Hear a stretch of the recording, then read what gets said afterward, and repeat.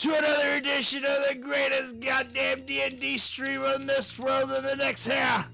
Welcome, Goblins, to the stairs. You got Sorak the Destroyer ready to slash and bash your Sunday night away with my epic crew of destroyers. We got Wilmore Chattington. We got Fang the Man getting a little bit of yum-yums over there. And of course, the greatest goddamn D&D DM in all the land here. It's Nate Gonzalez. Take it away, Nate. Boop, boop, boop, boop, boop. Thank you, Solrak the Destroyer, and welcome everyone to tonight's Sunday night edition of Goblins Under the Stairs. Night 86 is upon us. And man, what a night it is, as you guys see here on the screen. The party, the Wrecking Crew, face to face with the great old one, Slarkrathel, the Kraken of the trackless depths. Oh man, how did we get here? Well, Probably wondering how he ended up. freeze frame. No, I mean, the party, the last time we were all together, you guys were in this big old battle against the Kraken Society cultist. Amongst them was Rule, the half-orc captain of the Morkoth, a couple of sea spawn crawling their way out of the ocean, and of course the evil wizard of the Seven and devotee of Slarkrathel, Mural, the Misshapen, who of course Wilmore has dealt with in the past at Spellhold, and had a couple of previous experiences of being tortured by him. You guys were all able to fight and take most of them down, and a couple of them scattered, and free Hecaton from his chains, his magical chains that bound him, but upon waking him out of this state of paralysis, he was enraged at any little folk nearby, and unluckily for Fang, he struck at whoever was closest to him, of course that being Fang, and you guys were able to persuade him down from this level of rage that he had. Let him know that you guys were there to help. You guys were dealing with Sarissa and Anam, the Allfather, and the Oracle, and yada yada yada, and with a couple good persuasion rolls, you guys were able to persuade him that you guys were on his side, here to rescue him, and meant no harm towards him whatsoever. So got him freed, the rest of the crew taken care of, Mural the Misshapen dead by Wilmore's relentless chains pegging him left and right. He quickly cut off his head and went to his room in a manic state, and found in his room that he drank massive amounts of liquor and wine, probably to subdue his madness caused by the great old one taking hold of his mind, and found the words the dragon and Imrith and sisters and treachery carved into the floorboards with a dagger, and also found his spell book and Hecaton's contra teleportation in there. You guys all took a little bit of time to rest for a moment, gave Hecaton heads up and divulged him of all the information of what's went down at Maelstrom, what you guys have learned about Thyrim or Imrith, what has happened to Sarissa, and that the scepter was taken from her, and that she is currently in that state of paralysis as well, from the magical scepter being taken from her while bound to the throne. With that hour going by, and you guys are tuning to these conches once again to attempt to teleport back to Maelstrom, you guys began to hear that eerie alien static like hiss, akin to like you've heard with Usit the Aboleth, and from what you heard Mural spout out of his mouth earlier as well.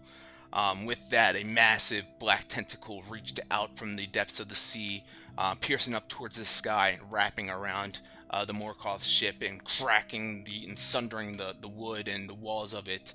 As you guys can see, pieces of wood shatter about different places, and out floating from the water, you guys could see the aberration that tentacle belonged to, the eldritch horror with many tentacles and eyes and teeth and gargantuan size, of course being Slarkrathel, the great old one. With that, you guys caught here in a rock and a hard place, and Slarkrathel seems to be grabbing the ship and pulling it left and right. The balance getting, you guys are hard to keep your balance up, but able to do so as Hecaton looks around at you guys and says, "We need to get out of here now!" But before that, Slarkarthel, with its massive body looming out of the ocean above you guys and kind of just vibrating in this static hiss emanating all around it. He looks down, of course, at the party here. 1, 2, 3. And you guys start to feel this squeezing powers on your brains and your minds, almost like it's inside your head with its tentacles wrapping around your brain and squeezing all the life and power out of it. He focuses his direction Include on. me, because I'm holding my swords. He focuses his direction on the one holding the Great Old One, Longslayer's sword. A weapon, Son of a bitch! the weapon he recognizes from antiquity. In Sorak, that buzzing sensation gets stronger and stronger in your body and your mind, and you feel it squeezing and holding you and paralyzing you. I need you to make a wisdom saving throw. And with that, I will also need everyone to roll initiative. Let me add him to the combat tracker. Damn it, now I roll a nat. Oh, yeah. So I get the nat ones out of the way. Wisdom save was a 12. Okay, Sorak, you feel those tentacles wrapping around you. Of course, you don't physically see them in front of you, but you just feel that tension and tightness wrapping all around you. And all of a sudden, just like you're locked in place. You stand there frozen, paralyzed. As Slarky, the Great Old One, has this psychic tentacle just completely wrapped around your body and seems to be holding you in that place. And with that, Sorak, you are paralyzed. So, hey. After our short rest, am I still exhausted? Yes. Okay. You have to take a long rest to clear out a level of exhaustion. Gotcha. Okay. So Sorak, you feel this paralysis taking over you. Luckily, you rolled highest on your initiative, so you get to go first, but you need to make another wisdom saving throw to see if you can break out of this. Come on, baby!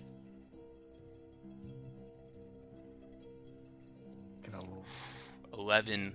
Not you feel this tentacles tighten, wrap around you, and stronger as you almost feel the life air being pulled out of you. Wilmore, you're up and you see Sorak just locked in place and kind of getting pulled tighter, almost like something is physically pulling around his body.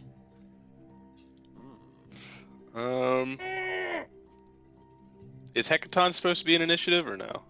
He is. I don't see him in the initiative counter. Okay. You're knock him out, dude. There we go. Just making sure I know everybody. I am going to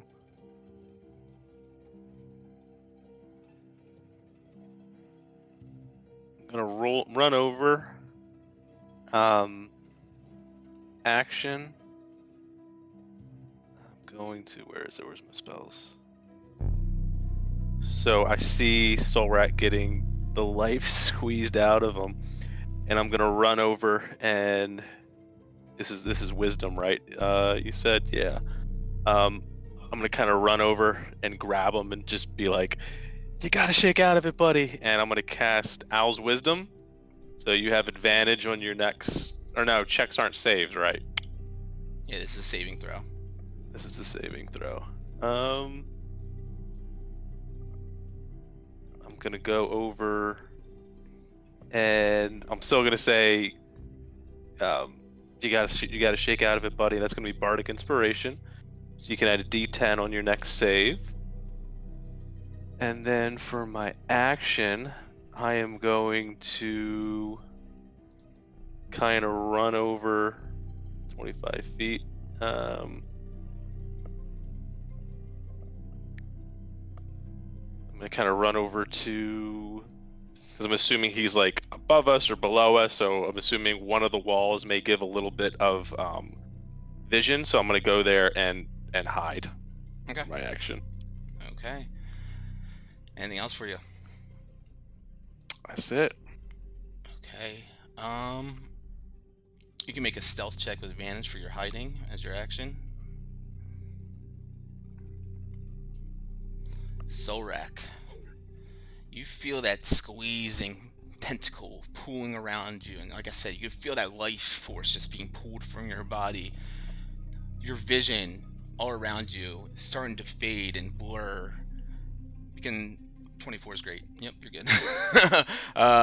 Everything begins to like turn like whitish almost.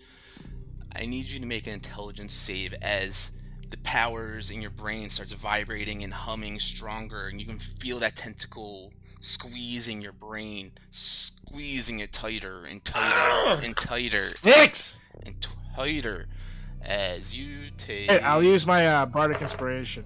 Okay. D10. I get a 10.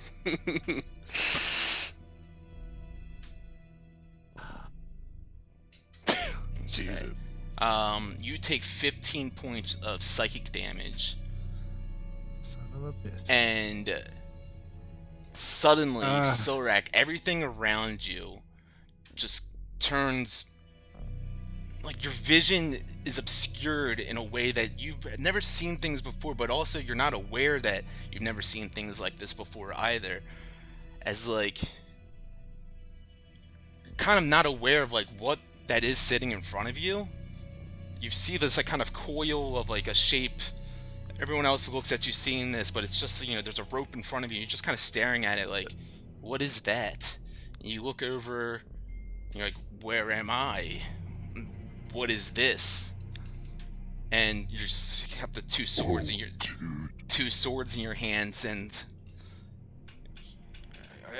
you can look at them and see them, but like not sure of the power that they hold within them, as your intelligence and your charisma score drops to 1.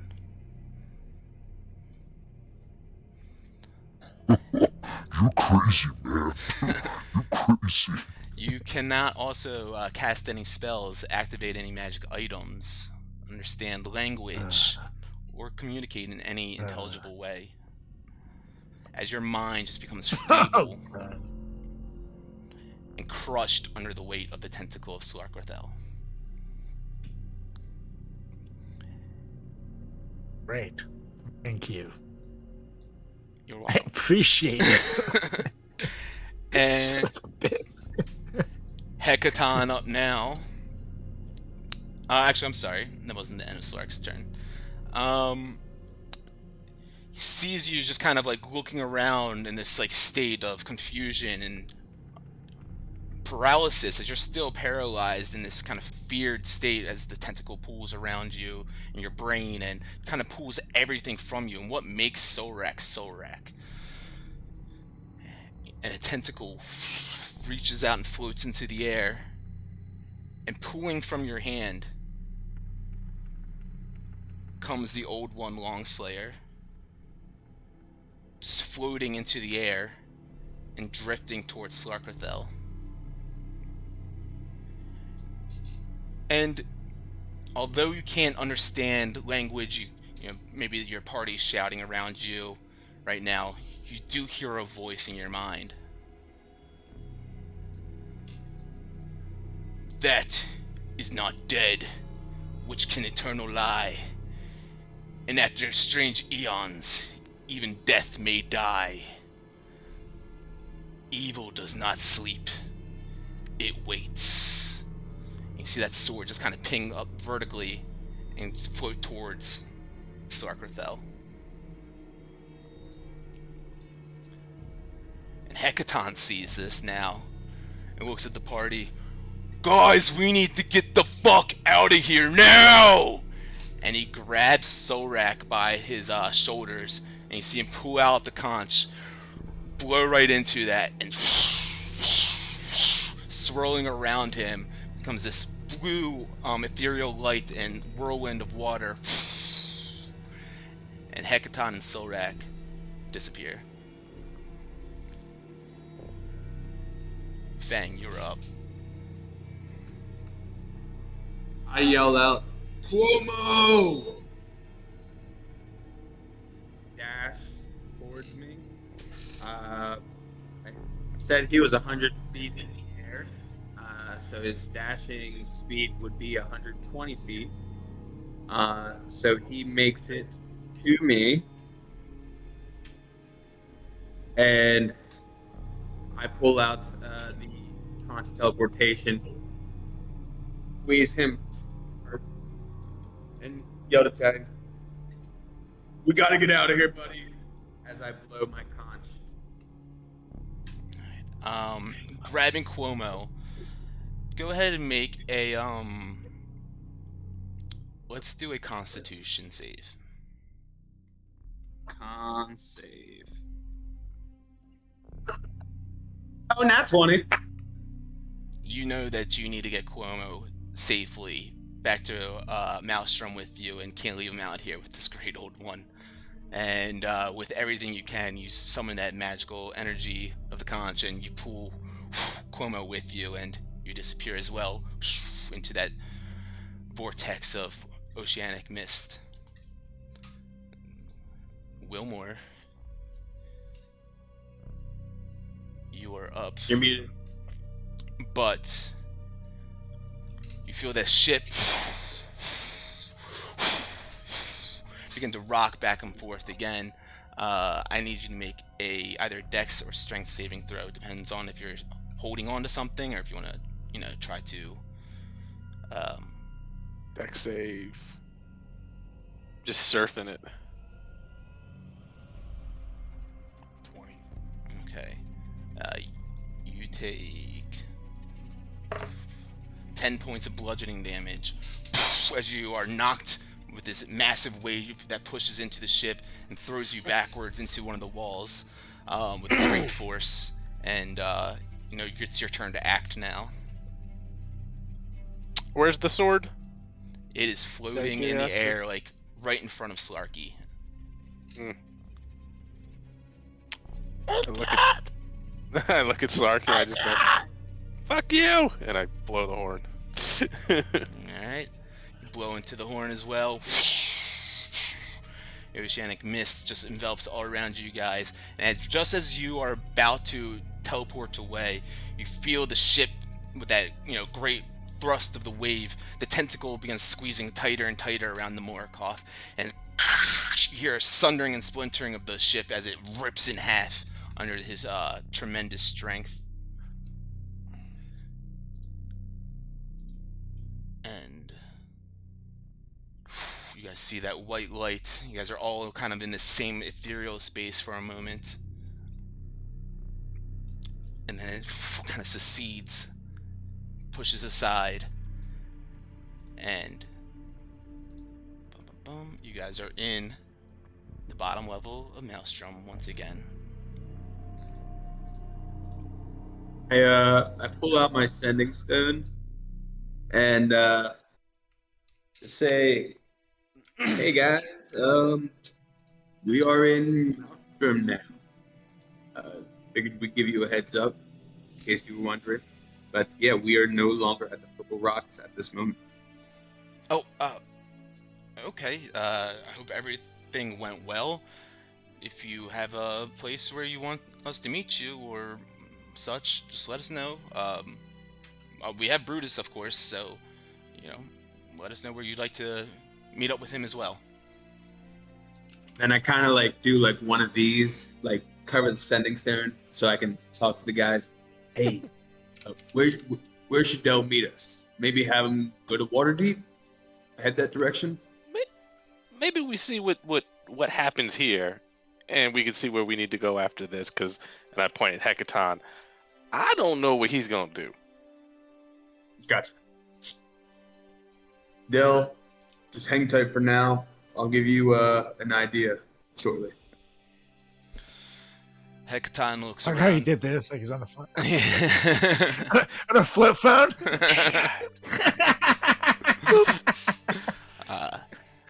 Hecaton has He's on a Solrak razor. in his arms right now. Solrak is in a state of paralysis and feeble-minded. Yeah, kind of would look like that. He's not sure of everything that's going around. He can identify you, you kind of look down off of his arm still rack, and you see your friends here, and you know that they're your friends.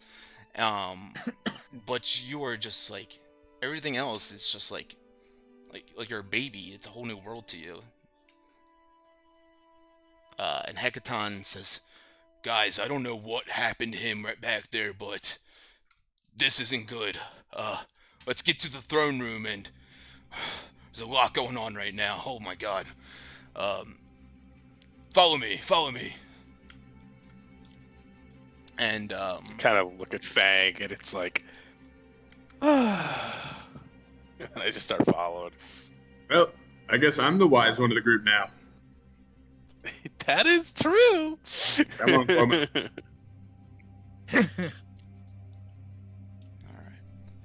so, you guys go on up those stairs, then following behind Hecaton quickly as he's in a rush with Solrak in his arms. And you guys get up to those, the double doors, and Cog and Tug are up there and says, oh, Hecaton.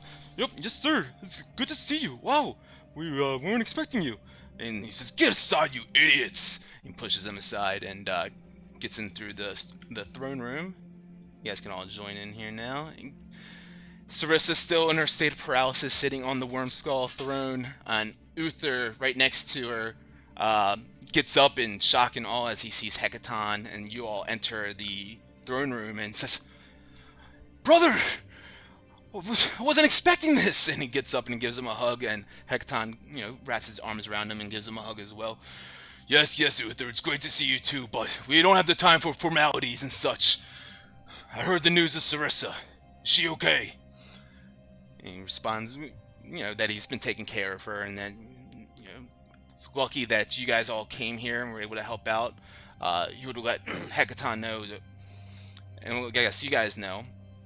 I apologize. I didn't really have much faith in the three of you when we sent you all out there with this clue that Sarissa had, and to try to find a Hecaton, but it's been 48 hours and you got Hecaton back here and safe, and I'll be honest, I don't have a lot of faith in little folk and never really trusted them as much as Sarissa or late Queen Neri, but you guys have proved me wrong, and I appreciate you bring my brother back here safely. As he's doing this, I'm like, I thought he was supposed to be the smart one. What happened to him? Well, I think, y'all didn't trust us, and we came through, and that's what happened. And he's up there drooling on himself. Now, I was hoping maybe we could get some trust from you giants and kind of help our buddy. He seems to have lost his mind.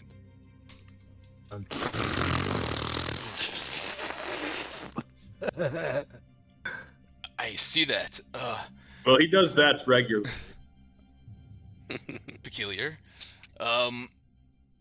Hecaton, do you mind if I take a look at him? Yes, you've always been, more magically sorted one. Go ahead, Uther.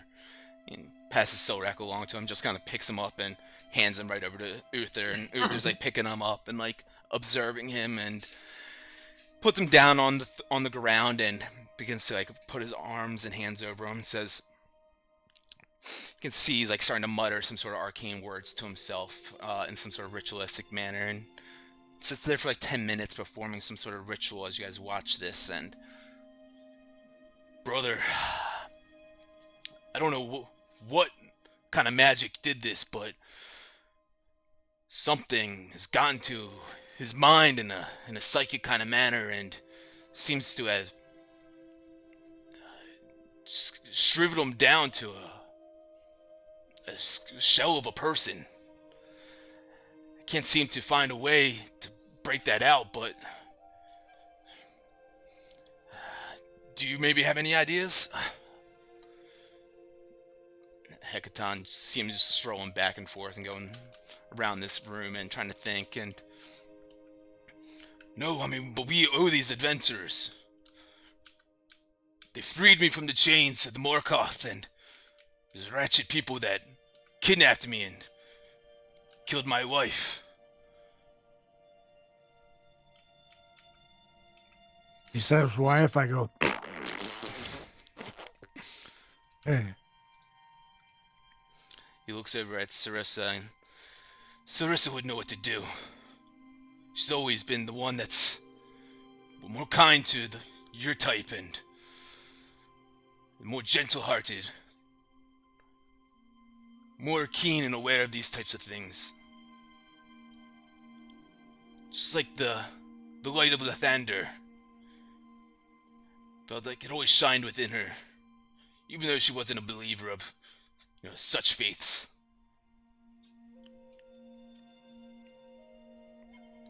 Well, I think we could, we actually have some good friends of Lathander.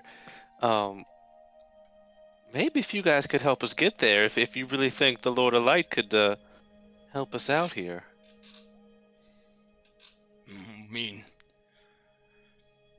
that temple is quite powerful in their ways of healing and restoration. Way beyond our ways. I think maybe we should, Fang, maybe we should take Solrak over there and see if they'll help our old friend out. It's the best thing. Well, before you guys go, of course, don't make any haste, but tell me everything you know about this Imirth again. Start going first. Ba ba ba ba ba ba ba ba ba ba ba ba ba ba ba. Cause we need to find this fucking bitch. We need to make her pay. But without some information, we're not gonna be able to find her. Well, I think the issue is she lives in the desert, so it's a bit far. She's out east in the desert of what is it, Olnarak, I believe it was. Well, that's helpful. So that could be a little hard to find. I mean, the that last narrows time it down we saw at her least. was that. Well, yeah. I mean, I guess you narrowed it down from the whole world to one spot. And I kind of like walk over to Solrak and I pull some like stale bread out of my bag, and I like crumple it up and I like sprinkle it on the ground like I'm feeding a pigeon. I pat him on the head while I'm like talking to them, not paying attention to him. Well, I think there you go, buddy. The last we saw of her was at the Allfather when she was hunting us down. I don't know if there's a way to get that scepter. Not only that, but I mean, who knows what Imirth would look like upon arrival? I mean, we saw her here, and she looked like a completely normal giant, so to say. I mean, Quite deceptive. that is how she got in here, of course. But we take what we do know about her, right? Ancient blue dragon, lives in the desert. Mentioned that you dealt with her up in the north, but that doesn't help too much. We're gonna do some more looking around on this, right, Uther? Kind of gives a nod, and you all take care of what you need to take care of. This might take us a day or two to find this information, hopefully under a day, and then we're gonna go out there and we're gonna take care of this bitch with you all.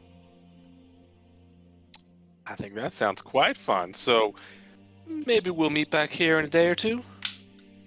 I mean, it looks like your buddy needs all the help he needs right now, so take care of that and be back here as quick as you can with those conches. I'm just petting him on the head, like kind of like scratching him behind the nape of his ear. Do you think maybe y'all could help us out with that teleportation, send us over to the old temple, if you will? Sure thing. Which one you want to go to? There's, big one in Waterdeep, of course. I mean, Fang, I don't know what's up to you. I'd like to go to the one in Leyland. Maybe there's a friend that I could kind of catch up with while we're there. Well, if Lylon's the one that you prefer, then I don't see why not. I mean, you have a friend in Lylon, Waterdeep. We might be able to take care of a thing or two while we're there. But I mean, at the end of the day, we have to do what's best for. Hey, Solrak, wake up! We gotta do what's best for him. I think he's taking a nappy poo. Yeah. I lean back and I like pull back his trousers a little bit, like I'm checking him, and yeah, he had a poo poo.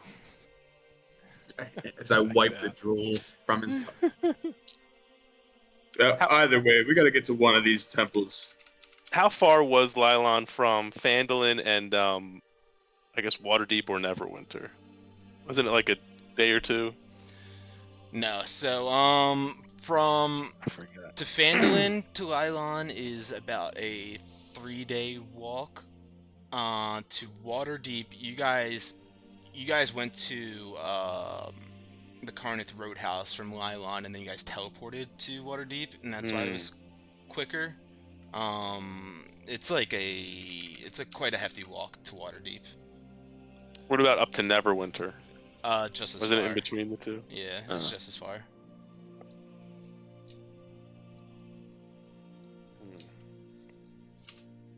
I'd really like to meet an old friend there. I think Lylon should be the one we go to. Let's go to Lylon. Maybe we tell our friends to meet us there, and we kind of hang out for a little bit. Sounds great to me. All right, friends. If you could send us over to Lylon. Sure thing, not a problem. Give me 1 second. Take you guys over to the meditation cave. Make sure that you describe, of course, the areas as much as possible, and Uther will take care of that for you. So you guys all follow Uther then on over there. And yeah, you guys describe the place to him as vividly as you can, and sit around in that meditation kind of circle, holding hands as he sits back and thinks about it in his mind's eye, and you guys begin to watch as the sea walls around you begin to fade away.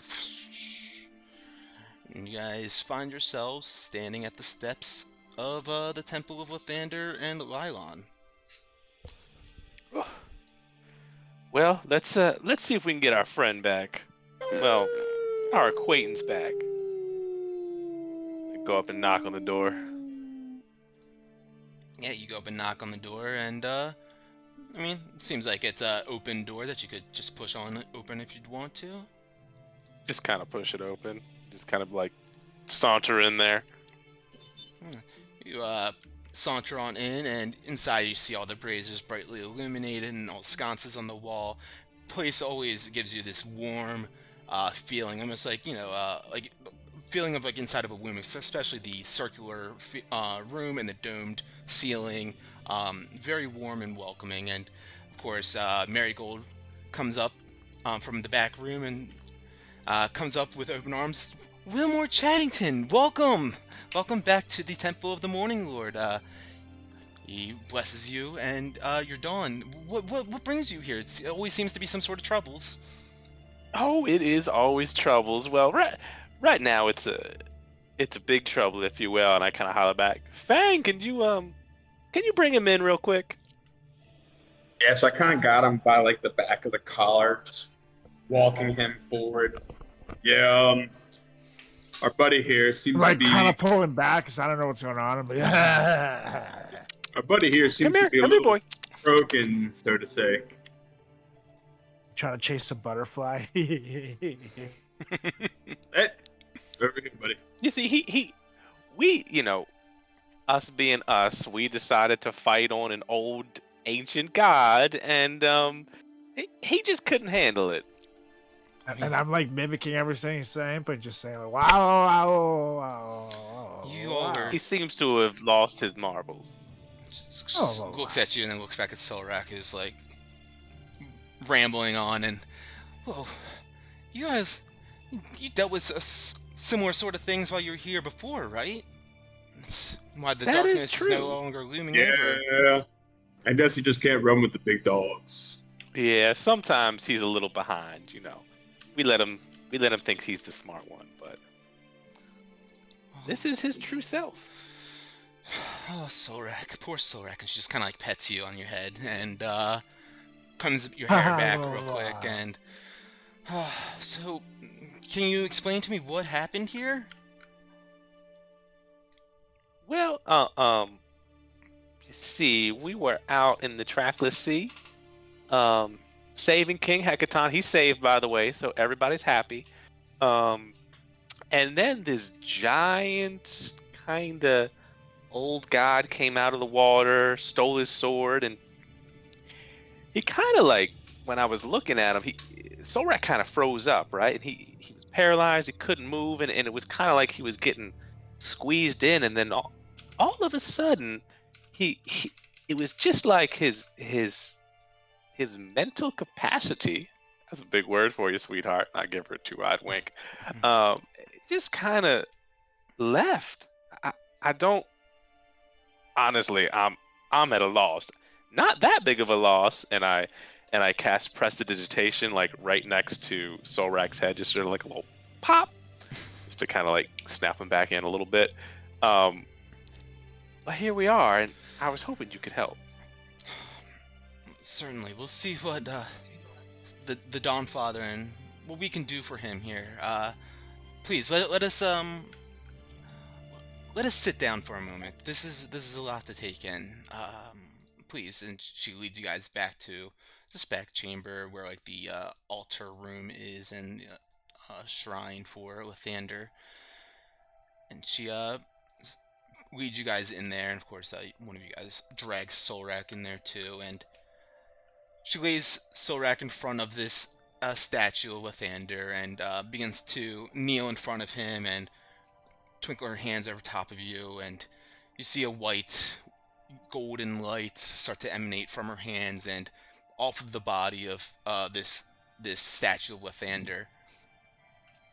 And you see her just kind of like have her eyes closed and reached out over top of you and scanning your body for the affliction and what is causing this. And she looks up at you guys after a few moments of performing this ritual, and this golden light, this ethereal golden light kind of showering into this room and over Solrak's body. Yes, this great old one has placed some sort of curse on him. Seems to have drained him of who he is as a person, and his personality, and his brain, and everything. A curse, you say? What? Is there anything the Lord could do for him? Well, luckily for you, I am quite a practiced cleric in these types of ways, and restoration, and the Dawn Father has taught us all about how it's always darkest before the dawn, and we can always make that light shine once again. So, of course I can take care of this for you all and try to restore him. You all have done quite an amount for us before, but I will require a donation to the church for this. These types of services are extraordinary. Well, we can certainly spare a touch for our friend. And I like Solrak standing there, and I go for his coin purse, and I go, exactly how much did you need? We would ask a donation base of 250 gold pieces for such a service, but it's up to you all if you want to exceed that or not. For my friend, anything, and I take 300 gold pieces out of his coin satchel, so you can deduct that, Solrak, and I hand that to her, and I go, just bring our buddy back. Well, the Morning Lord thanks you, and the temple thanks you, of course, and you see her still have that golden light showering over top of Solrak, and kind of like jolts back on her head, and see her arms stiffen out in front of him. And Sorak, you feel that warm light kind of pouring through your body now. It starts from your toes and works up through your legs, up to your waist, and through your abdomen. You feel that warmth in your heart, that big heart of Sorak that makes you who you are. And then it kind of pushes up through that, down your arms, and you feel that strength in your muscles once again.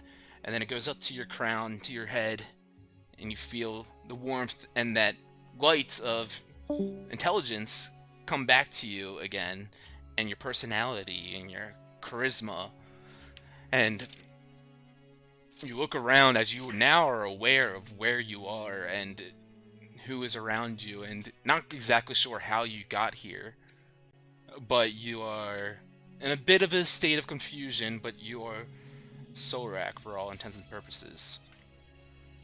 Hey!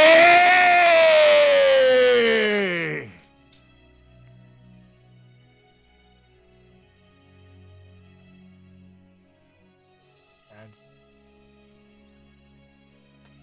around my stuff. It was lighter. How the hell did we get here? What's the last thing you remember, my friend?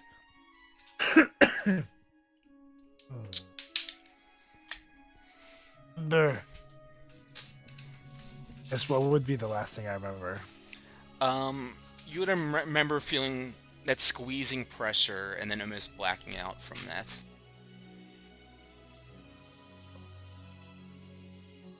Yeah, I remember this creature rushing me.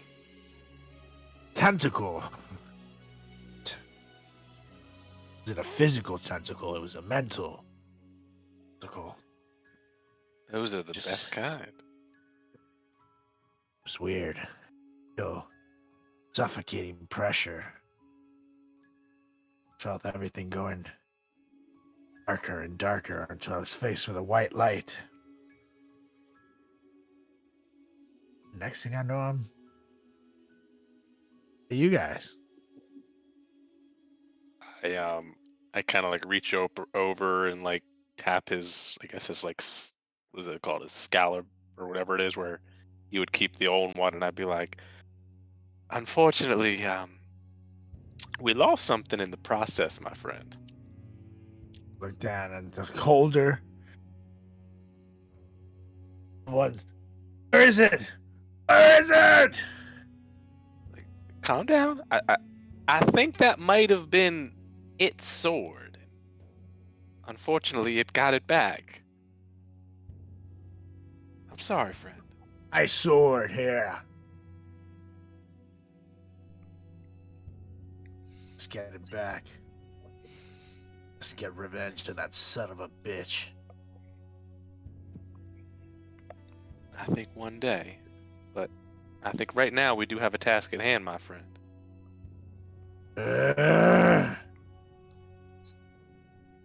Not that he's right, but I go ahead and switch out my swords then. Thinking this situation's new for something like this. Put my demon sword away. I'm gonna take out sword of life stealing, I believe it's called. Long sword of life stealing. And I'll attune to him whenever I get a chance. But As you pull that out, you kind of whoosh, pull it out, and Marigold kind of takes a couple of steps back.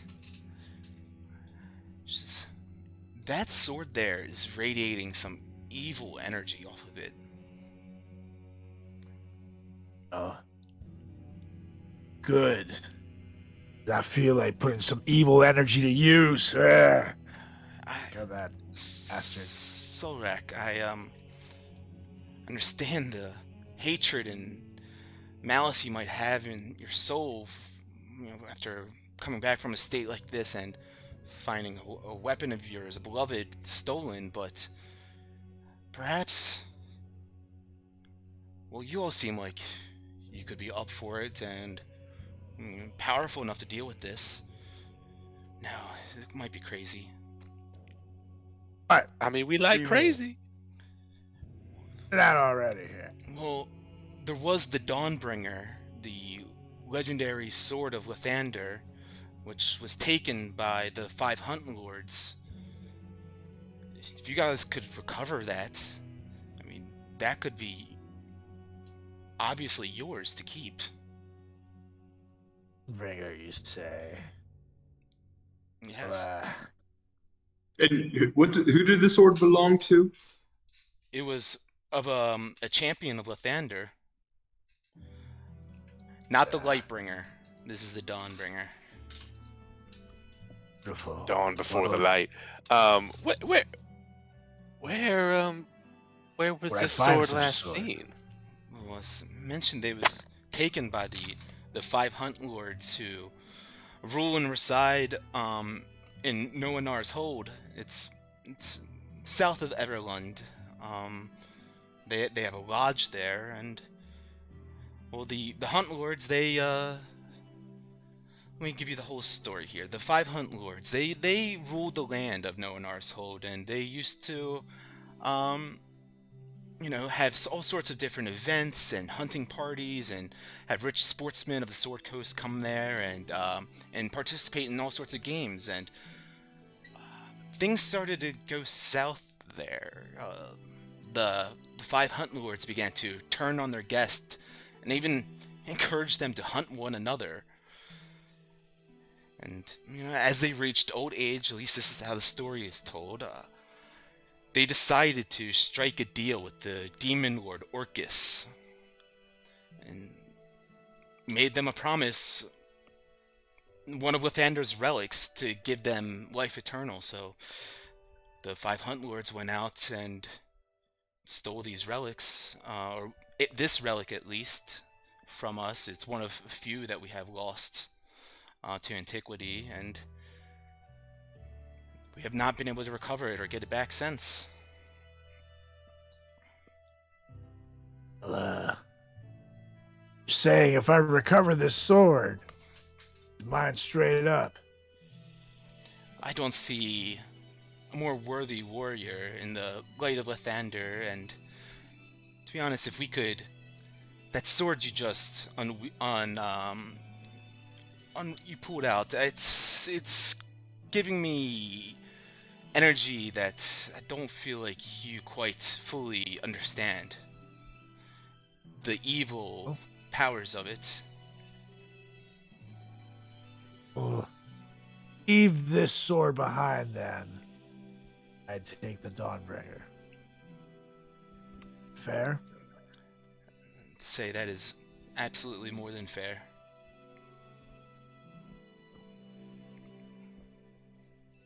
Till then, might have to put its little powers to use. Hope you don't mind. Just be careful. Like I mentioned, it's has more evil in it than you might be aware, and it might start to take over and take control, and might be able to not be able to fight back once it's too far gone. Understood. So, Rack, maybe you should, use another one of those nice swords you got there. Maybe you should give me back the 250 gold pieces you stole from me. I didn't steal anything. That was the giant. He stole your sword and your gold. Yeah. It was the giant. Blame on the giant. Well, Fang's got sticky fingers, but he would wait till I'm dead to rob me at least. I tell you what. Next time we're at a bar, first drink's on me. And the second drink, and the third drink, and the fourth drink. That And better maybe be the the fifth. fifth. Okay. Correct. Well, so Marigold, I guess my next question, or our next question, would be: do you know where the closest? Never mind. I turn to Chattington and say, "So where's the closest Harper teleportation from here?" From here it was the Roadhouse. Maybe they could help us. That's where we went last time. But before we go, I guess what time is it? Now it is. That's a good question. Um, it would be early evening at this point. Okay. Gentlemen, I think maybe we we did just fight a god and bring our friend back to smarts. Maybe we take a quick little rest here, but before we do that, you mentioned that the Dawnbringer was one of a few relics. Are there any other ones that you might have lost that maybe we could pick up and Well, get scat skaboot? yes. Perhaps you all return with this one. Prove yourselves that you can. In fact, before we go out, I'm trying to help out Silrek here with this sword of his, and I don't want him to have this evil weapon, in his possession, to be honest. Um, so perhaps you all come back with the Dawnbringer, and we can discuss locating some other these relics that we have lost to, antiquity in years past. I do love a good antiquity story. Mm-hmm. I don't know, gentlemen, did you want to maybe call it a night today? We did just save the world, free a giant, fight an old god. Sounds excellent idea. Yeah, I am a little exhausted from today. I could use a nice rest and get back on the road in the morning. Right. And then we can shield to our stuff. Or tune to our stuff. Could we maybe get a room for the night? Oh yes, absolutely. You guys can either we can fit you up in a bunk, not a problem. If you all want to just follow me up the stairs, we can take care of that. Wonderful. But before you all do, tuck in for the night, was there any other, questions or information that you perhaps had about finding the Dawnbringer or the 5 Hunt Lords or anything? Yes. Tell me about the hunting lords. You tell me they have eternal life. How tough are these beings? Well, as I mentioned, they seem to, play all sorts of terrible games at the expense of their guests and nobles that they would invite there. But yeah, the story goes a century and a half ago, to escape their inevitable deaths as they started getting older and older, they forged a pact with Orcus, the Lord of the Undead, and somehow gave them life eternal. And they seem to be some sort of, from what the stories are, there's a few villagers that still live in the area, but most of them are run out and seem to stay in their homes and not venture out in fear of the Hunt Lords. They seem to have become some sort of apparition of sorts. What should we expect upon arrival to their location? Well, they do, as I mentioned, they have a hold, or a lodge rather, which they are, keep to, and they have stables in which there's the locals say that they at night will ride out on these skeletal horses through the woods in the area and then return by the dawn. Not quite sure exactly what to expect. I mean, other than that, there's the 5 of them, and that they seem to have some sort of evil undead quality to them. Anybody ever been able to hurt them? I don't know anyone that's tried, to be honest. And you believe one of them carries the Dawnbringer? Oh yes, they were requested by Orcus to bring the Dawnbringer to this lodge and hold it there someplace. And yeah, so it should be, deal with the 5 Hunt Lords and should be in the lodge someplace. How will we know it's the Dawnbringer? Oh, you will know by the radiant golden hilt, as there is not a blade on the sword itself. It's just the golden hilt, and once the right person wields it and attunes their magical essence to it, a radiant sunbeam of light will shoot out from the hilt, and you can use that as a sword as you will. That seems pretty Very cool. good. You don't happen to have vials of Rub holy my water? essence on it, huh? All right. What'd you say, Sorek? I'll rub my essence on it, all right. Yes, we have a couple of vials of holy water here if you would like. Of course, we, donation based. Of course. How much would you like me to donate? Well, that's up to you, but I'm cleric as yourself. I'm sure you understand the gold material amount used in creating these. Absolutely. Let me see. Would you do so 100 gold for 4 vials? Certainly. All right. And I will take 2. Actually, no, I'll take 1. And Chaddington, you have 1. Solrek, you have 2. Why, thank you, my friend. Feels as if we're gonna need all the holy water we could possibly. These beings. Well, that is quite wise and insightful of you, Fang. For a young cleric as yourself. It's very good. You've been keeping up on your reading. I've been trying to. Very good. It took a lot to get the gears turning, but once I got it, Once it clicks, it clicks. yeah, absolutely. You can never see the light in any other kind of way. Amen. Well, gentlemen, a little other insightful information about the area. There's a tavern, the White Hart Inn. Perhaps the innkeeper there would be able to give you some helpful information as well. Well, that sounds great. I mean, I don't know, but do they have beds? Maybe we swing by over there before we call it a night. Oh, well, that's quite a distance from here. No, never mind.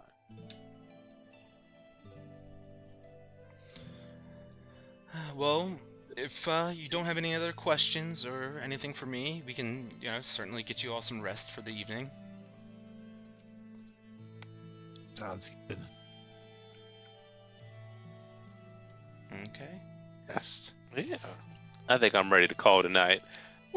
Where to? Gumshoe. She leads you guys up the stairs. And, yep, we have a fireplace lit in here for you all. You guys can, find a place to sleep and tuck in for the night. This one. There. Is there any windows? In the picture, it doesn't look like This there man needs a room with a view. but I'd imagine there's a Yeah. window or two, sure. Okay, cool. All right. And, I'm gonna go ahead and unattune from my gauntlets of weapons bonding, since one player is now gone, to reattune to my belt of hill giant strength, and for the time being, I'm going to attune to longsword of life stealing. Okay. Sounds good.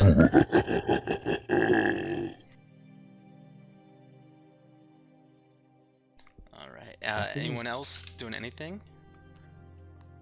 So I'm like looking out the window and I'm looking for the mage tower in the distance, and I just go 1 down, 6 to go, and I gonna tune to my ring of invisibility, tooth of the silver tongue, and the Eldrick's red dragon slayer. Okay. Wait. What's the last one? Oh, the Eldritch Rod. I'm Oh. actually already on that one. Yeah, that's not it's not Dragon Slayer anymore though. Oh yeah, you're right. it's Time not. has Yep. passed. Time has passed. Wilmore, as you say that though, looking out the window and pointing to the tower, you hear a little voice in your head, kind of just tickling inside there. What is dead will never die. This kind of just buzzes out with a static hiss at the end. And I got nothing like another friend for the bunch. Alright. I'm assuming it sounded like Muriel. Oh yeah. And now, you can also watch, my friend.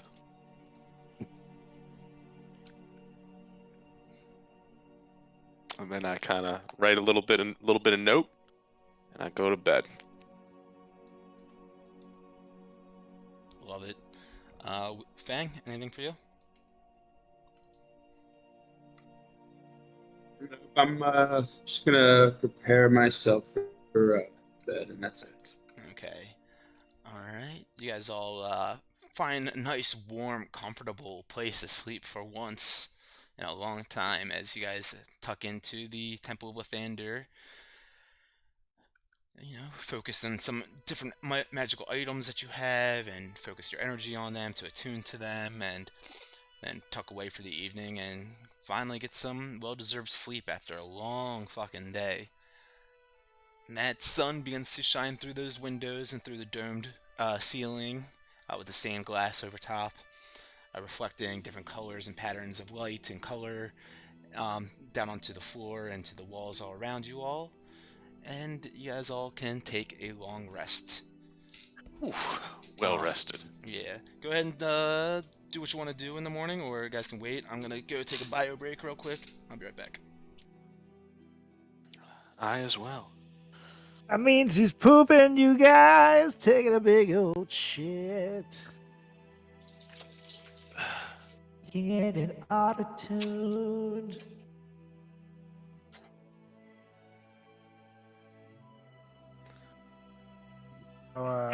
Naturally, I'm eating.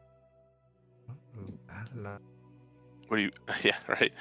So I go down and get some eggs and some bacon, a couple beers, pray a little bit. Let me do long rest. Oh man, look at that. Oh, it's beautiful. Really is. With the sword, if I hit people with nat 20s, I take 10 points from them and I add them temporarily to mine. So it does sound like it might be cursed. So You know. yeah. You get it.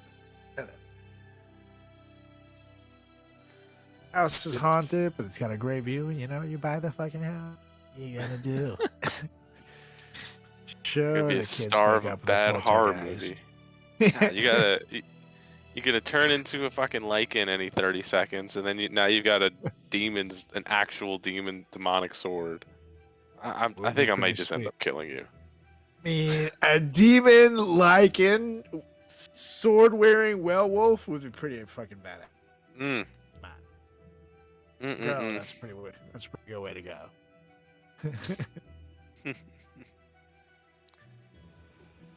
All my bad rolls out of the way though, so hopefully. Yeah, right. Nat Maybe 20 is now. rested away, right? It's all right. Fuck. I got a nat 20 for the initiative roll, and then everything else was Yeah. in it too. It's like great. That's like I rolled a nat 1 for my initiative, and then my next roll was a nat 20. Yep. It's like fuck, man. But guys, as a level 2 cleric, I have like a thing or two for undead. So when the time comes and we come into contact with these guys, I've got a couple things up my sleeve. Oh yeah, now we're gonna fuck them things up. Yeah, but I assume we're just gonna Holy, 2. You just throw holy water at him. Yeah. I'm gonna pee on him. I'm just drinking all and pee on him. So yeah, I'm gonna go check out the tower with Talavar, and then I'm assuming we can go to the roadhouse and or I guess we want to go to the bar and ask him about the sword, and then we should be able to go to the roadhouse, which took us to a Harper Circle last time, and then we can go from there to Everland. And also, do you want to stop by Citadel Art Bar at some point? Well, that would be up there. We'd be able to. Well, I actually, got my armor. yeah, Fang. Maybe you tell the airship to meet us in Everland, right? Because that's a teleportation circle, right, Nate? Yeah, it is. Yep. So maybe tell them to go there.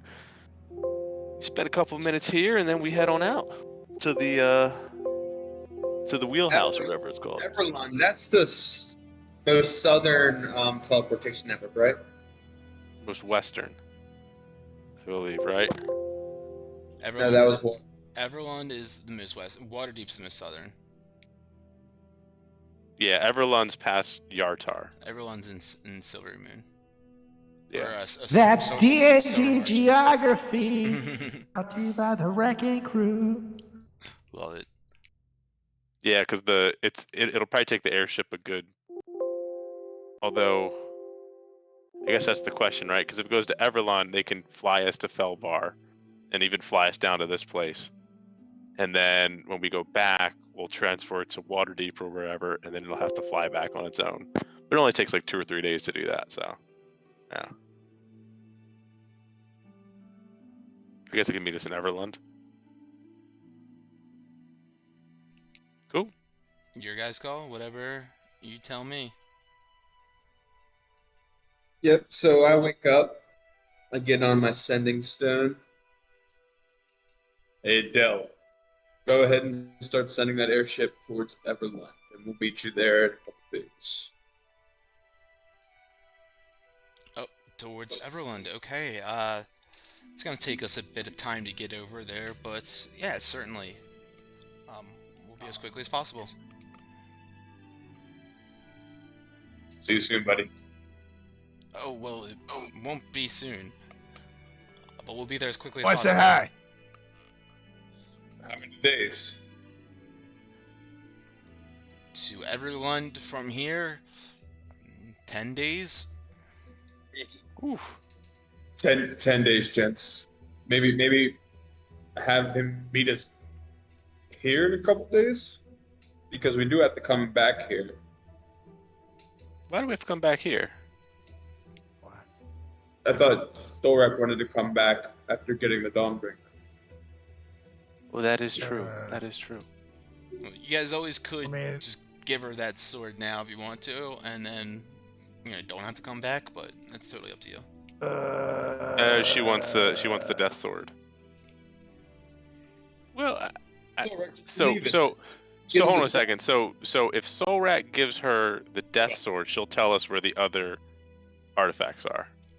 No, once you guys prove that you guys can get the one artifact, she'll tell you where the other ones are, or Okay. whereabouts information. Okay. Either way, we want to go back to her. The Yeah, other well, things are- I guess maybe they should just meet us at Waterdeep then, because we can go to Everland, roll around there for a little bit, and then teleport back to Waterdeep, and then they can drive us here. Because 10 days. Ideally, we're done in Everland in 10 days. But if we have to, why would we have them meet us in Waterdeep first, just to bring us back here? Because that would be a couple days travel in the airship. Well, so I think our path is we go from here to the roadhouse, see if they can get us to a teleportation network. We then go to Everland, take care of Castle Felbar and the Dawnbringer, go back to Everland, teleport to Waterdeep, pick up the airship. The airship takes us here, and now we got an airship and we've got all the stuff. All right. Because if it meets us here, we still gotta walk around. False alarm, Dell. Start heading towards Waterdeep. Waterdeep. Certainly. Do you all want me to just head toward the closest area where you all are able to teleport to? Is that what the case is? Probably, if we're gonna come back here, probably Waterdeep. Well, what would be the closest? Hold on, that. What would be the closest teleportation network to the Purple Rocks? Hmm. It'll be Neverwinter, I think. Yeah, Neverwinter would probably be marginally closer. All right, Dell. Head to Neverwinter then. Neverwinter it is.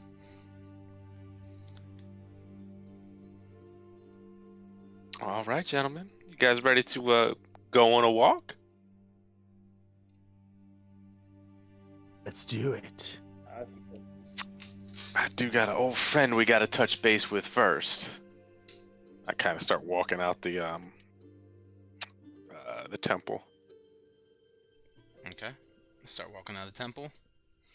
And, yeah, you see the streets now. Not as, excuse me, as overgrown vegetation and vines and whatnot growing on all the buildings and the streets and the facades of all the houses and whatnot. All that seems to have, like, kind of been cleaned up or, like, brushed away, and there's a lot of still, like, dilapidated buildings and whatnot, but the streets here seem to be starting to get cleaned up a little bit and brought back to life. A couple of people seem to be coming in from out of town in different areas to lend a hand in the rejuvenation of the area. No spots opened yet, like, for business or anything like that, but seems to be, like, on the up and up to get there. But you do continue down that street to the south, parallel with the shore, until you make it to that run-down, dilapidated wizard tower in kind of the south heart of town. I kind of walk up to it. And I say, guys, just let's just see if our old friend has any new information now. And I kind of go in, open the door, give it like a loud knock. Allie, buddy. Yeah. Kind of start going up the stairwell. Well, you go to open up a door, and of course, as you remember last time, it doesn't seem to be like a physical door anywhere on it. Anywhere you do see like some sort of etchings and carvings in a certain area and a little recessed area, but no physical door. Oh yeah, we get in there last time. Go over to the etchings and carvings and kind of take a look at them. That's how we got in last time. Yeah, you make an Arcana investigation roll. Arcana advantage.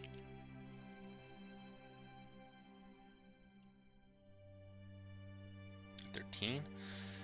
So you see that little recessed circular area where it looks like a disc could fit in it perfectly, almost. And you remember that Luke Ganj at the marketplace, at the carnival in Phandalin, bought a little pendant.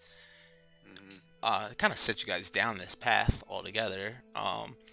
And that pendant could fit in this little notch in the wall here, and that seemed to be like a key, but you guys don't seem to have that pendant anymore.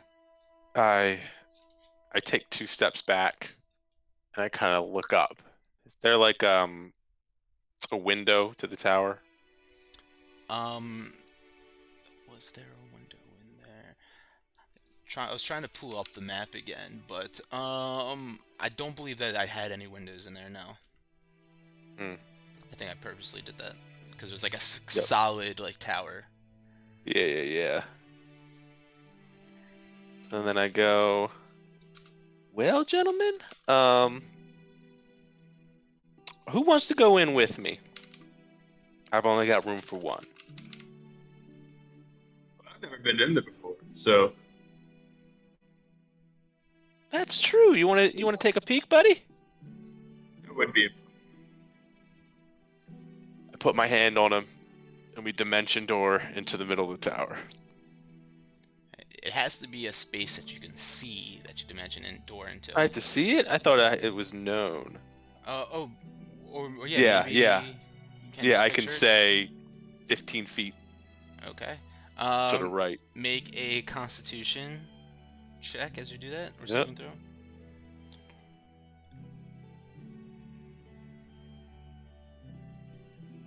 Ten. 10. Fang, roll a Dex, or a Strength check. See like how yeah, how much weighted down you are against this him trying to pull you in.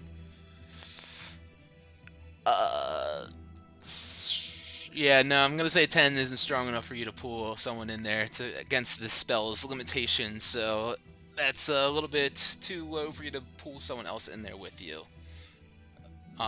Who's larger than you, unfortunately. But yeah, you can bamf in there, no problem. All right, I'll bamf in there, and he's just kind of standing there, and it's like, sorry. And then I would just kind of, Allie, buddy. I start walking up the stairs Mm-hmm. Yeah, until I get to the top. keep on walking up those stairs, spiraling around and around. Walk through a spider web. You have to like get them out of your face for a moment, and keep pushing up. And you see that upstairs layer, where you guys had that interaction with the one Kuatoya high priest, seems to have been cleared out. No sign of him. Make an investigation roll. Yeah, I'm looking for Alivar. Alivar, buddy, you up here? And that's gonna be investigation.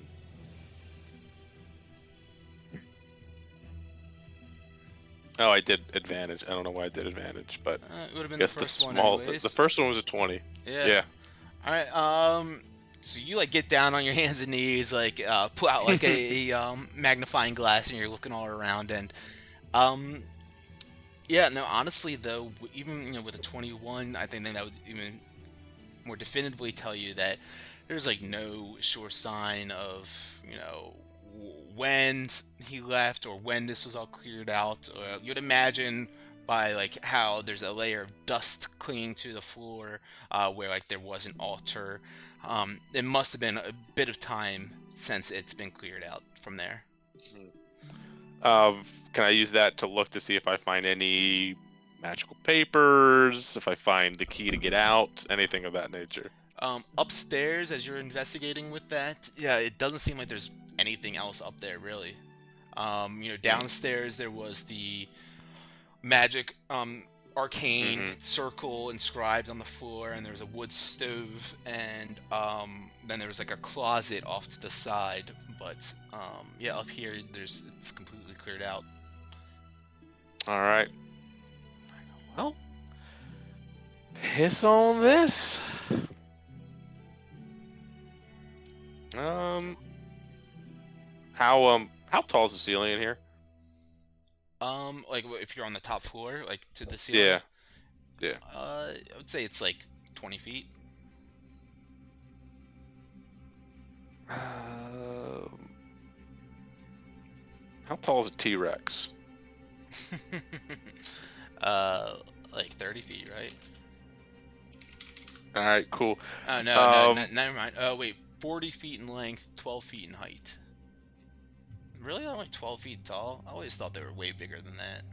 They're definitely way bigger than that. I saw one at the museum. That's what I'm saying. Oh, Smithsonian. All right.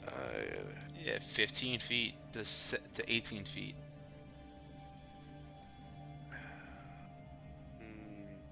It could be up to 40 feet long, so it's like Yeah.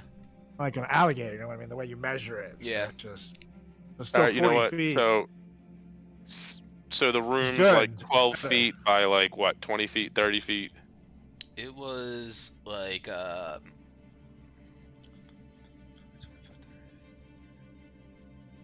it was probably like straight across one side, probably 50 feet. All right.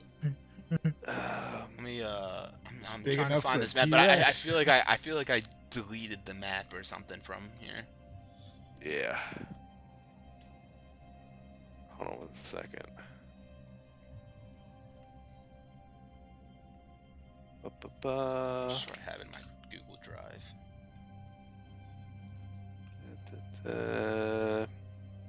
All right, well that's not gonna work then.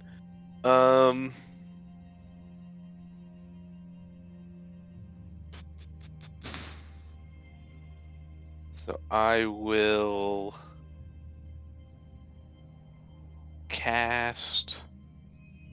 It's made of rocks. Yeah, stone. All right. So I'm just really pissed off that he's gone. And it goes through my mind, do I polymorph into a Tyrannosaurus Rex and see if I just break it naturally? Or if I try to break it apart with other spells? Would a T-Rex just be bigger than the space? That's basically what I want it to be. I'm trying.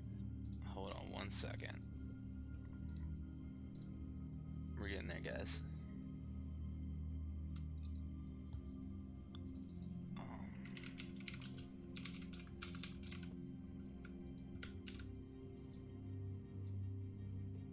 You know what? Screw it. I just polymorph into a T-Rex and I just completely try to destroy the tower from the inside.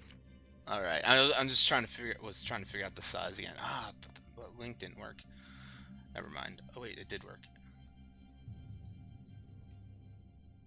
All right, so you are polymorphing into a T-Rex.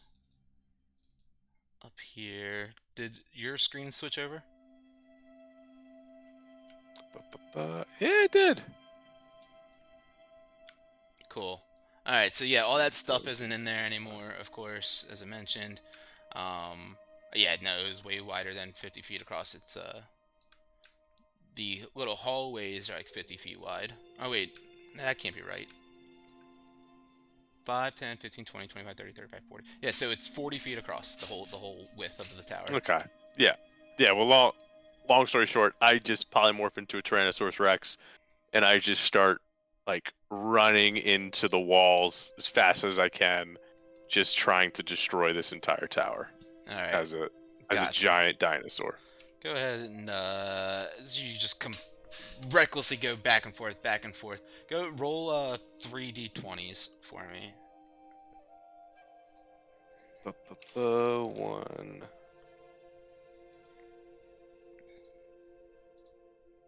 Yeah, T-Rex has a +7 strength score if that's what you're doing. Can I reroll the 1? No, because it's your ability. It's I'm a the T-Rex. T-Rex's abilities, yeah. Oh, there's 2 1s in there? Wow. So 2 you're 1s. just raging, going on and on, attacking this thing. Yeah, you... Yeah, you do pretty hefty damage as you bust through one of the walls. It's not kind of like destroying the whole tower as you want to, but you do kind of knock a hole through one of the walls here. Your head busts through it, and Solrak and Fang look up and can see you sticking out of it like a haunted house amusement attraction. I try one more time. Yeah, go ahead and do 3 more.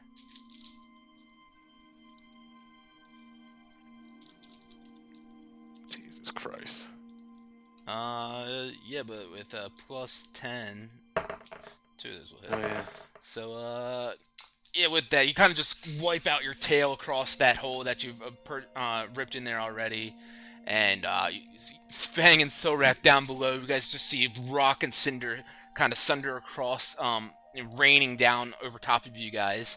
I need you guys both to make dexterity saving throws as Wilmore starts ripping apart this tower as you guys are standing right outside of it. Great. You can do advantage. Since I can see that, yep. Do I get advantage on it? Sure thing. Yeah, buddy. 30-20, baby. I do 20. Nice. Yeah, you guys dive out of the way as you guys see his head pop out, and the rocks start tumbling out of the top of the tower here. You guys, whoa, and dive out and don't get smushed by any of these large pieces, but Wilmore has completely ripped open the top of this ceiling now, and the walls are kind of just dilapidated and kind of collapsed there, but he's still, of course, standing at the top of the tower and just kind of got his little arms up there and looking around. Then I kind of look at everybody, I look out and see them, and I just kind of back up one more time and just jump and jump out of the tower. as a Tyrannosaurus Rex. All right, love it. Go ahead and make a dexterity check with the T-Rex. It's a +0, so you can just roll a d20.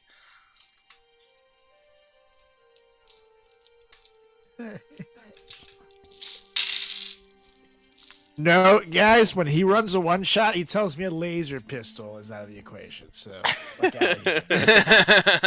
Oh, a 5? Yeah, you jump out and one of your claws clips one of the rock ledges as it hasn't fully been destroyed right there, and you just go face first over the edge. You take 17 points of bludgeoning damage on the way down as you collapse down to the ground.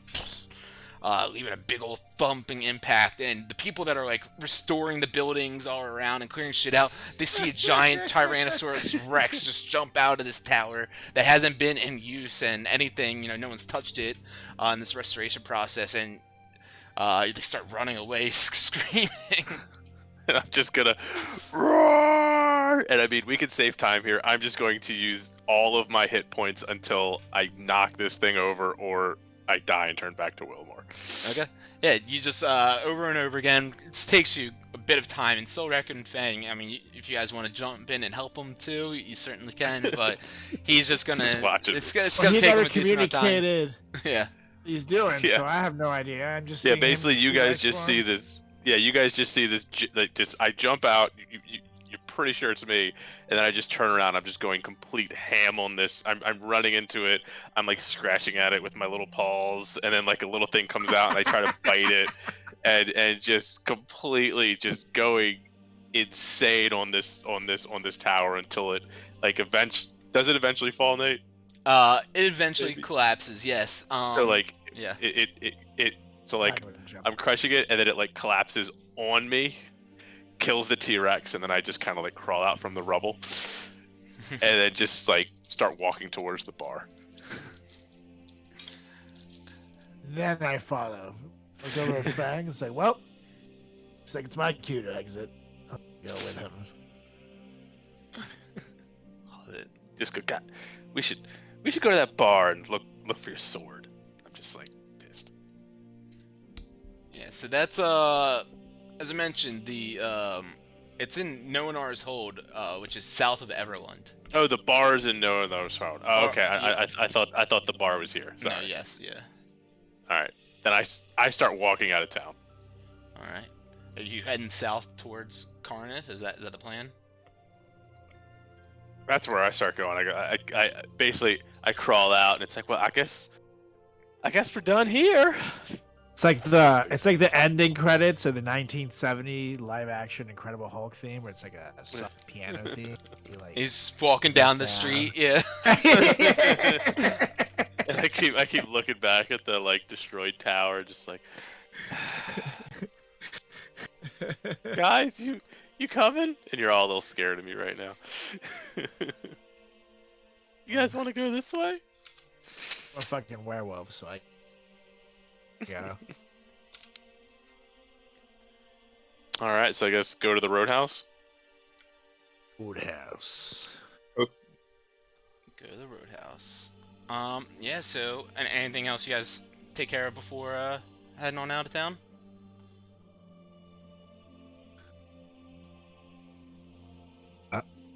I thought you froze for a second.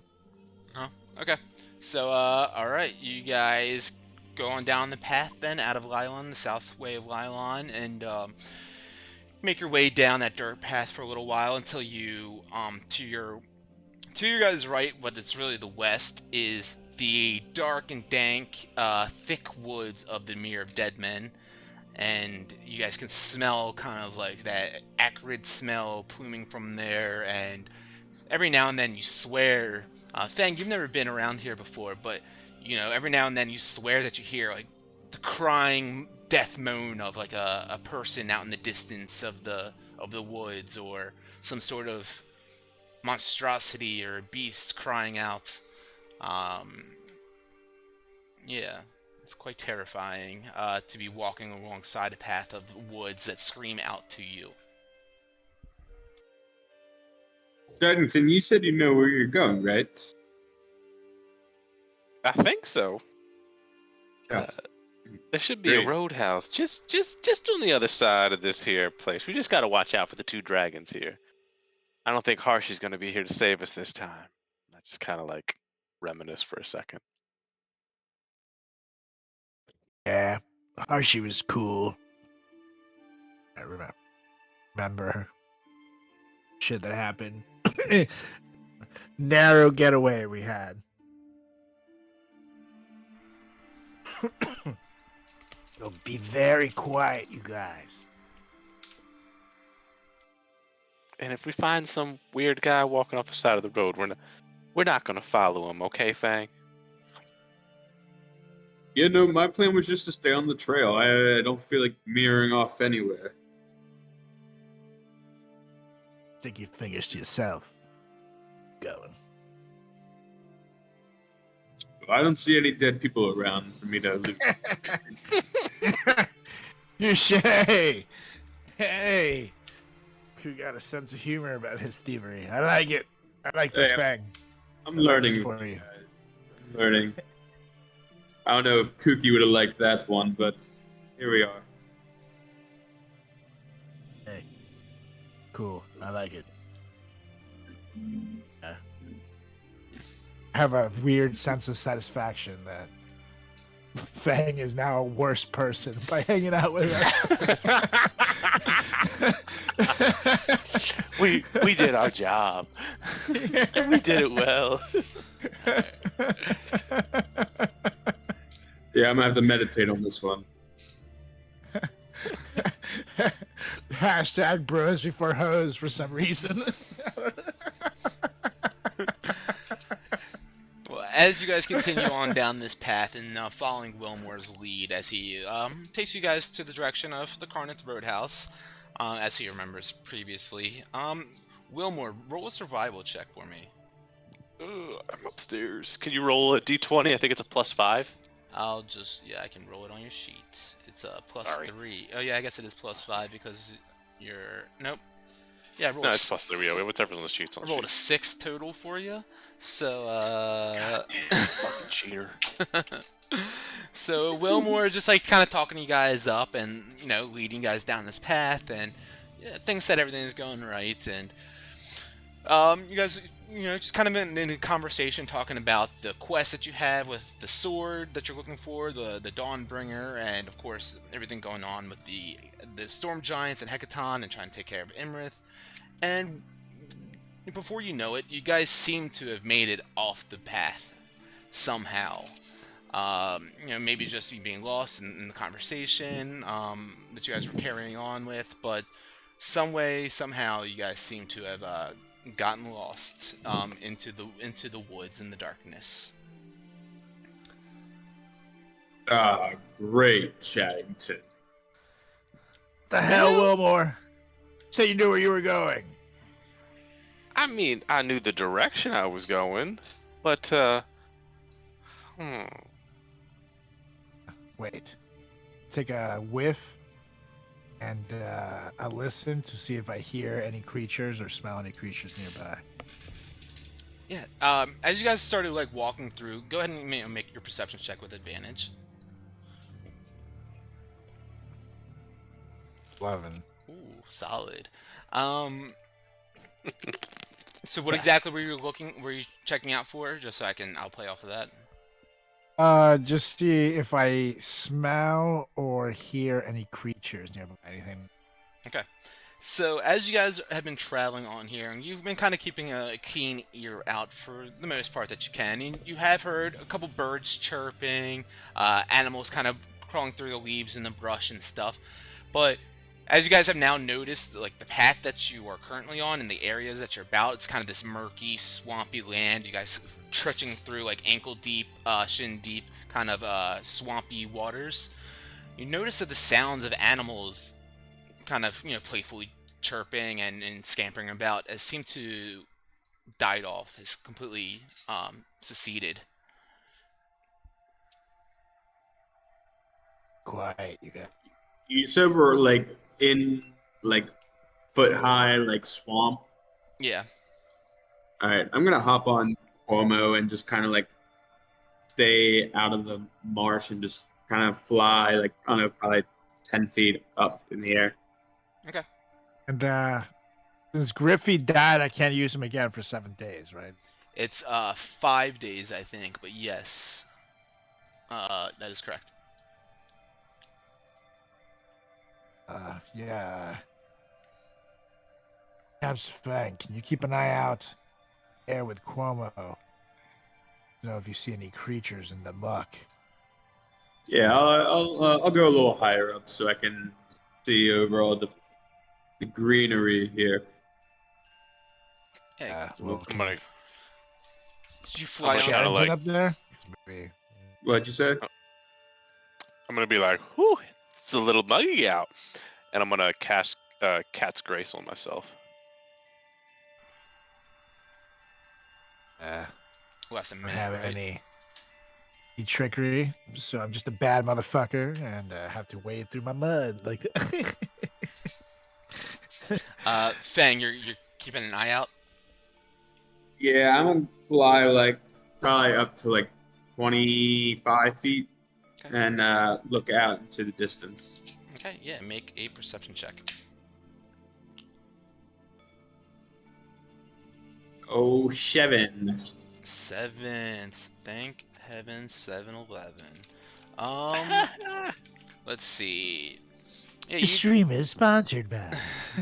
I mean, that'd be sweet. Get some taquitos and shit. Right, dude. That's exactly what my brain went to when you said 7-Eleven. I was like, fucking taquitos, man. I'm hungry too. That'd be awesome. Too. And the quarter-pound beef drink. Let's see. Mhm. With a 7, go ahead and roll one for Cuomo too. There we And go. you have a pretty solid passive perception, right? It's like a 17 or 18. My passive perception's 14, but Cuomo's, I think Cuomo has a good one of let's see, Cuomo's passive is 15. Yeah, you can just roll. perception. You can roll a wisdom check for him then, if you want. A wisdom check Yeah. because his That's... perception is a +10 modifier. Oh, then yeah, do that. If he has a actual perception check on there, then yeah. All right, another 3, so 13. Cool. All right, so you and Cuomo, I guess with your passive, and Cuomo, you know, with his as well, is kind of just gazing down to the surface around and keeping an eye out in the swamplands, and Yeah.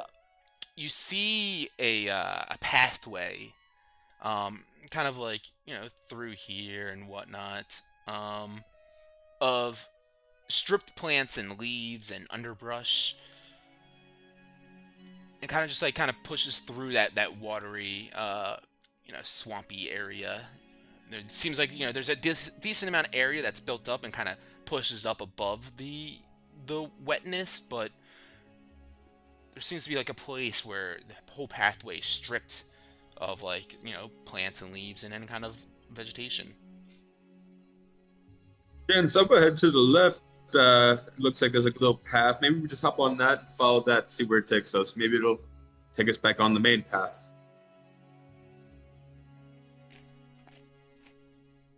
I mean, we can certainly give it a try. I think that's It's better than your direction. Got that right. Try to follow him. ouch, guys.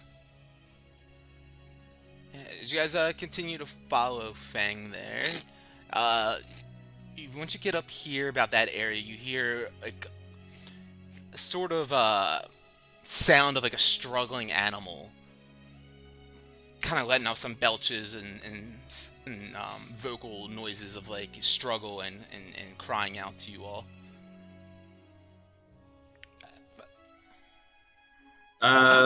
What direction did it come from? The noises. Generally, it sounds like it's to the west. Guys, up ahead a little bit more. I think I hear something struggling.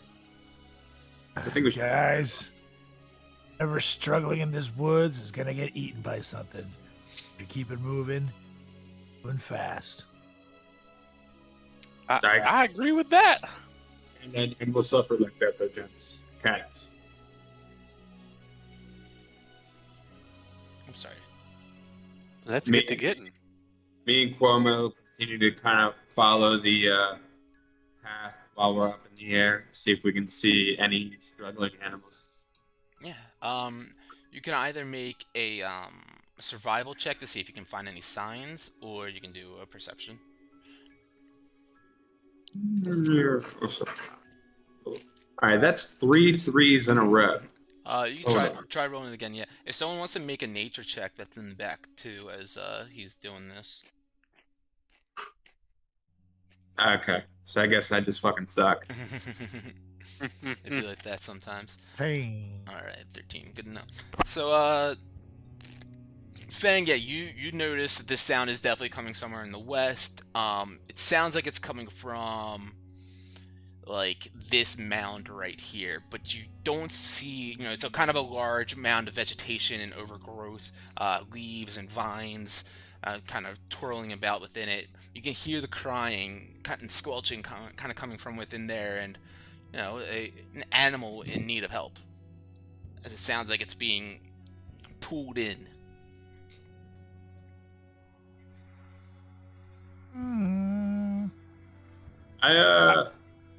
Me and Cuomo kind of fly down closer, and I hop off of Cuomo and like just kind of circle the little brushy area. Yeah. As you get over here now, you start to really pick up like a rotting smell and like a squelching kind of sound, like something's like getting like sucked in and pulled in, and you see now an elk.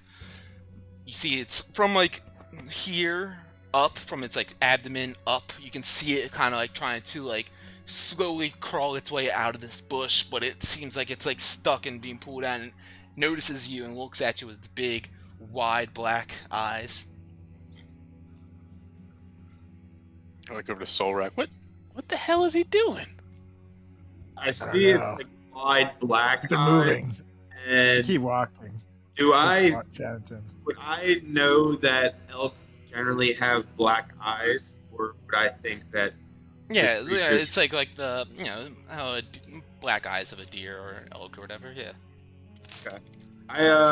so I go over to it, and I see where obviously it's kind of struggling.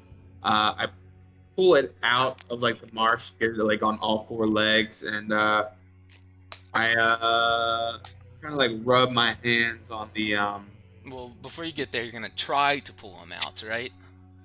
yeah. So go ahead and make a strength check.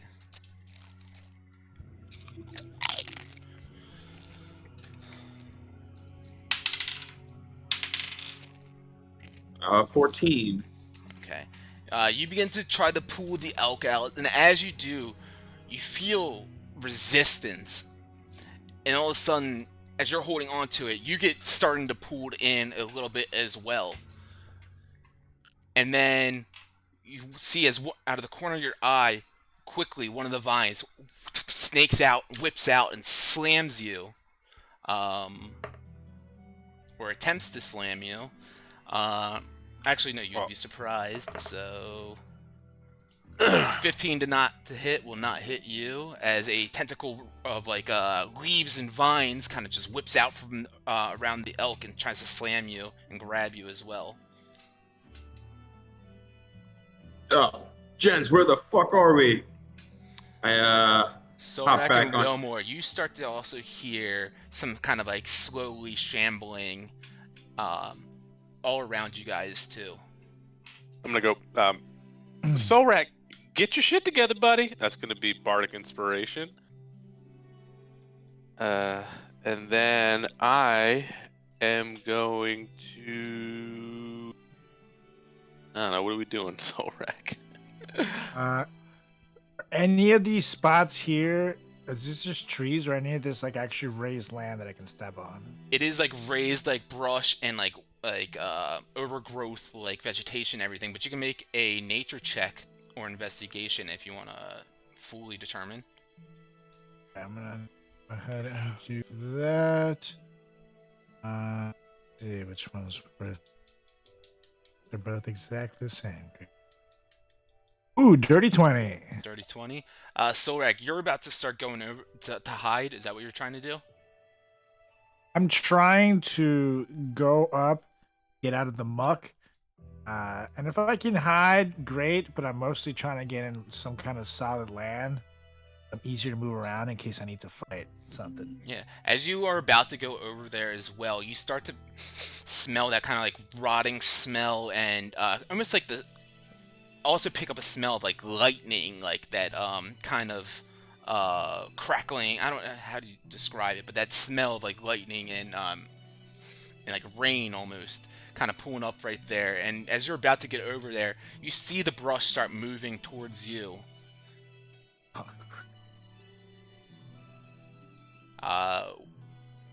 And one of the vines comes out and reaches out at you and goes to slam you with a 22.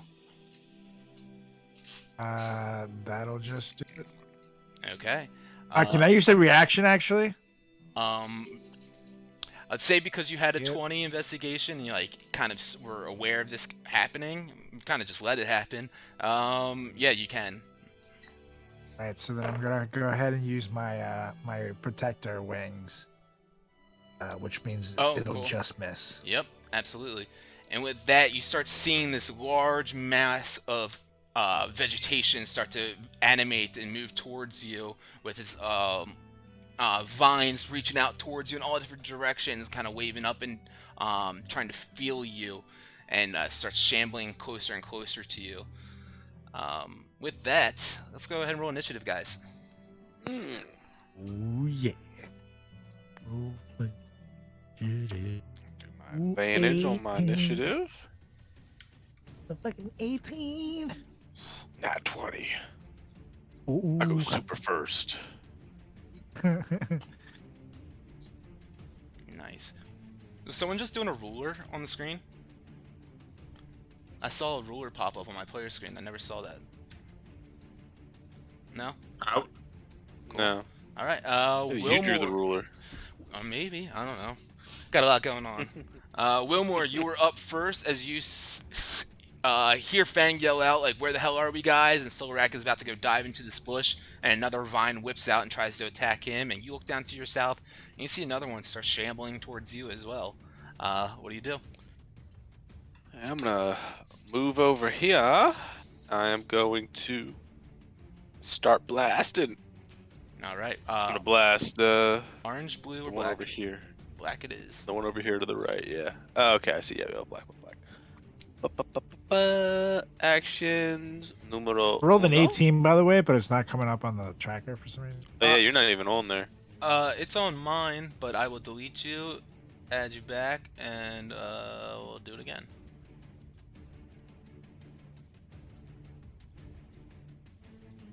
Better now? Thank you.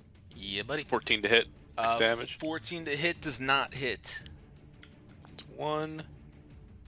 It's 2. Fang, you're no longer exhausted as well, so you can take that off. 15 to hit. Just hits. Yeah, I tried. It Damage, won't let me 14. for some reason. Did it on your character sheet? The laptop's weird. I got it. It won't let me scroll all the way down. Yeah. 21 hits as well. That's 19 damage. Cool. And then bonus action. Got the Bardic Inspiration. I can only have one up at a time. I think that'd be. No, you can give multiple Bardic Inspirations, right? I think you only have one up at a time. I thought.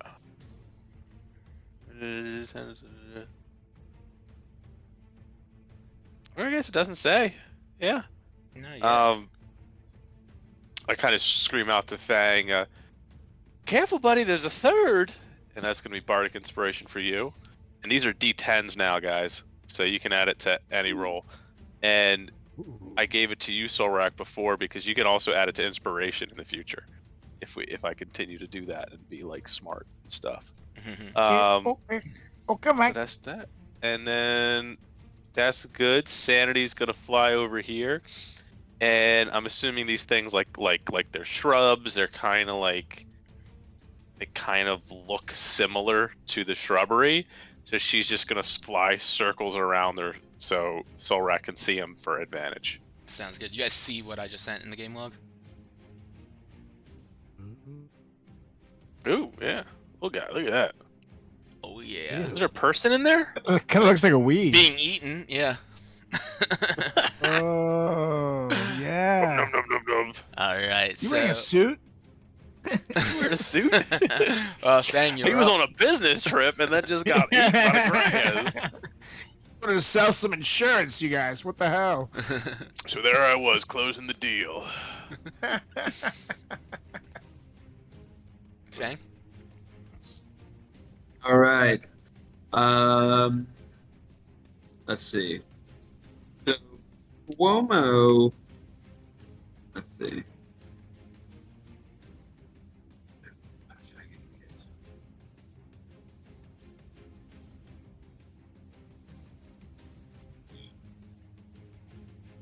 All right.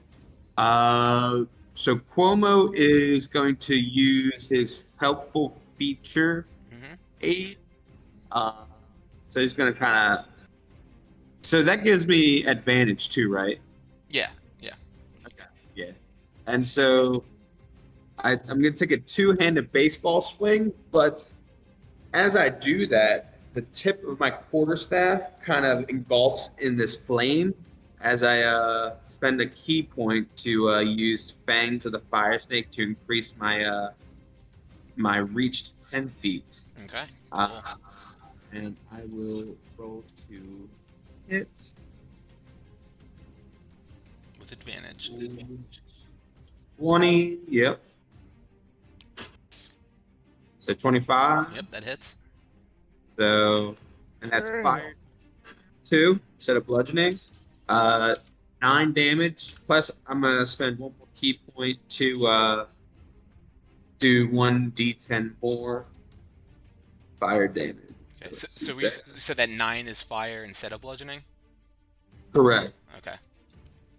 Ooh, good call. Yeah. Good call. So 4 more damage on that. Okay. Yeah, you see as you strike your fiery fist through the air and strikes into the viney mass of this.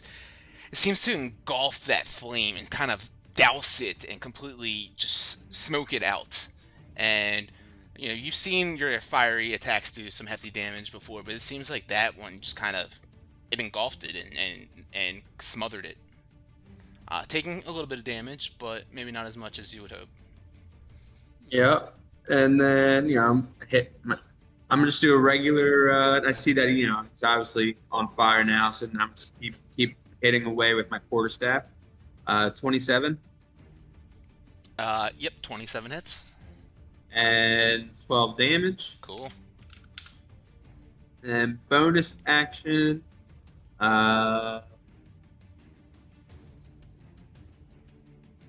26. And so 9 more damage. Awesome. Yeah, kind of start coming up there and punching and smacking it with your quarterstaff. And you see bits of leaves and vines shatter off of it and kind of fly into the air and slowly drift back down.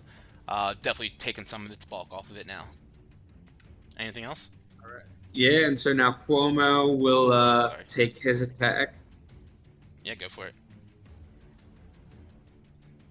19. 19 hits. Yeah. So 10 damage plus 8. So Cool. 18 damage. Yeah, Cuomo just comes down, pecking away at it and ripping up some of the vines. You see him fly back into the air, holding him in his mouth, and shambling mound just trying to grab up at him again. Anything else for you? With the helpful aid, can he still do his multi-attack and get the 2d6? It doesn't say. But... So yeah, you can do multi-attack, but it'll only do the 2d6 on the one attack. On the one? Okay. Yeah, it's on the next time it hits with an attack roll. Gotcha. 22. Yep, that hits. He goes and grabs a claw full of vines. 6 damage. Nice, good round. Anything else?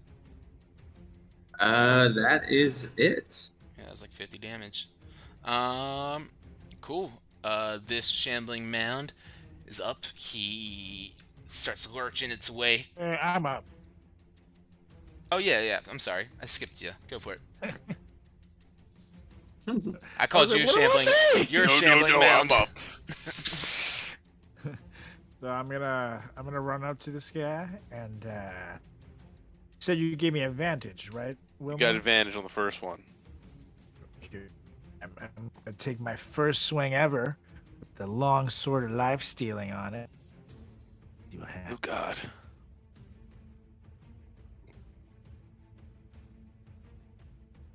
And that's a dirty 21. That will hit. Yes.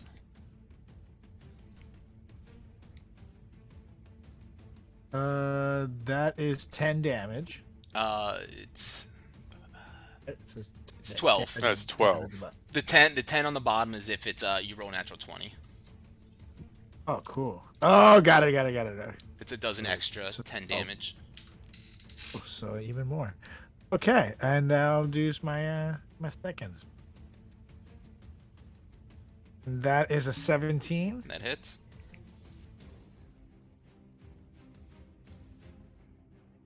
Ooh, that is 13 damage.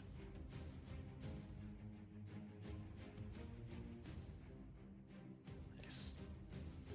Can't hear you, Nate. Oh yeah, just chopping up vines and leaves, hacking and slashing. And I'm gonna go ahead and my action surge and strike again. All right. You never used your bonus action, right? Oh, I'm not double wielding. Yeah, but okay. Uh, You have other things for rage that you, or for bonus action rage that you like to do. Oh yeah, I'll rage. Oh, rage. Sorry, I didn't mean to tell you. Maybe he raged before that and then got extra 4 damage. I don't know. Doesn't seem that way. But you can action surge if you want. Because I was gonna use my action surge, so would that matter? No. Action surge is just Oh. for your action. Yeah, not bonus action. And I would have raged. I was planning that. Okay. Well, I'll use my action surge, and hit.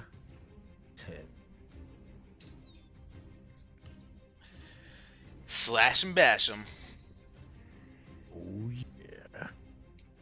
Oh wait, so you're only using one sword right now? So these should be you can be doing the two-handed ones then. So 1d10, Oh, yeah. the d10 then. Yeah, 16 hits, so 9 damage. buddy. Cool, yeah. You should be doing two-handed probably. And you can swing again. Oh wait, no, I'm sorry, I didn't see that other one. 13. Wait. No, I haven't swung again. Okay, go for it then. I want this thing.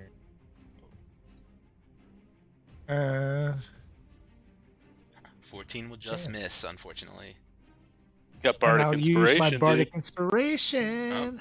Well, then you will hit it Hey, because you were one yeah. away. So 10. 12, I guess, because of the rage. Yeah. Yep. Nice. Anything else for you? Hey, Okay, well, God, I skipped them. Alright, so this shambling mound then is going to lurch its way, pushing up off of its vines and roots out of the ground, and makes its way right into Wilmore's vicinity. You see one of the vines reach out and slams into Wilmore. 18 to hit. Not hit. Goes and tries to do it again. 17 to hit. Will not hit either. It just kind of stands around you trying to engulf you, but not working. Right next to that was to me. Nope, that was Wilmore. Now, Okay, now never to you though. Two vines come lurching out. The second one will hit with a 24. Okay. Actually, do I have to, since it's come back around to my turn? Do I get my reactions back? You do. Then I'll use my to win. Your dragon wing. Yeah. Okay. So that spectral dragon wing just apparates around your body, protecting you as its viney mass tries to slam into you. Smacks into that instead and does not connect. Brings us to this one by Fang. A 16 and a 10 to hit on both of those. Doesn't seem like it's going to do it. And that'll bring us back to Oh, man. Wilmore. Easy peasy. I'm gonna blast. I'm gonna blast the one that Fang just crushed. Yeah, Fang put in work. So we're gonna do Eldritch Blast on that one.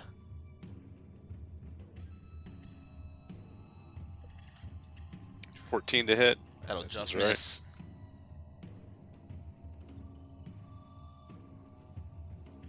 There you go.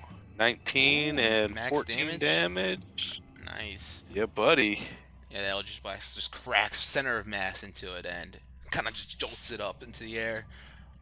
Ooh, 8 more 16 and damage. 8. Nice. 16 and 8. And then bonus action. Nothing at the moment. Okay. Hang. All right. Anything for sanity? Keep getting help. Yep. Another help. Cool. All right, Fang. All right. Yep. So I'm just gonna keep going at this one right here using help from Cuomo. And 24. I'll take advantage. There. Yep, so that hits. Yep. 11 damage. Cool. All right, and then. Oh, yeah, 27. Nice. And 10 more damage. Ooh. See a big old Bonus. vine pop off of its body now. Yeah, bonus action. 15. Just hits. Oh, baby, give it to me. And 8 damage. Nice. Cuomo swooping overhead, sees an opportunity to dive in again. Yep. So he's gonna come at it and try and rip some vines out with his beak. And Natural 1 will not do it, unfortunately. Ooh. That's rough. he's gonna swipe with a claw. 13 will not either. Damn. Yeah. Oh, gravy. That'll end our turn. Okay. Solrak. One of these. He did Okay, good so- damage before that. Yeah, I was about to say. They He did. put 50 on. Yeah. No, this round was over 30 or something. Damn. So I'll go ahead and whatchamacallit, you said Sanity's giving me help again, right? So I have advantage on the first one. Advantage again? on the first one. And I'm gonna take a big old swing at this. Yeah.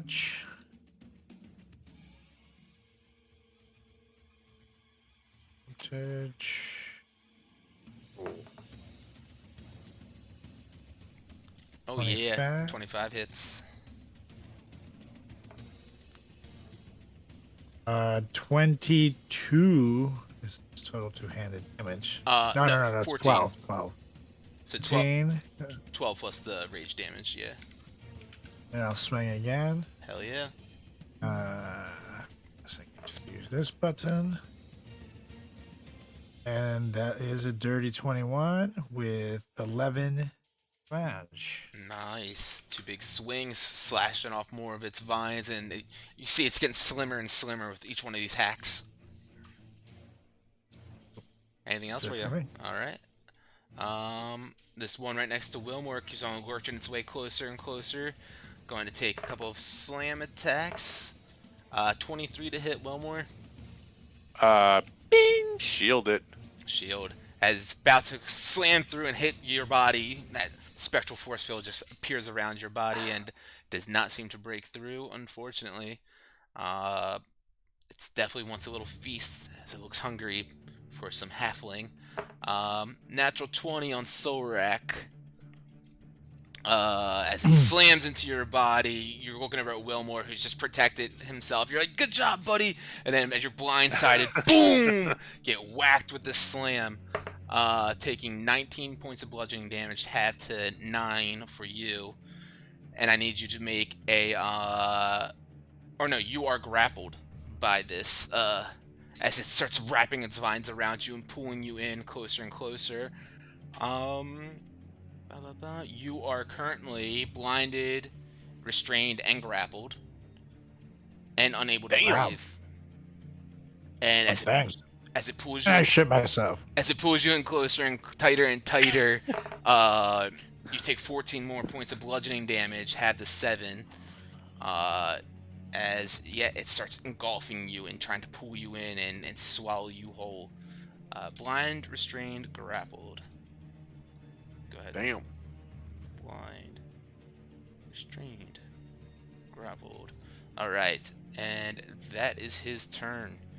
One right in front of Fang, who's looking very skinny as well. Lots of parts of its body has been chopped off.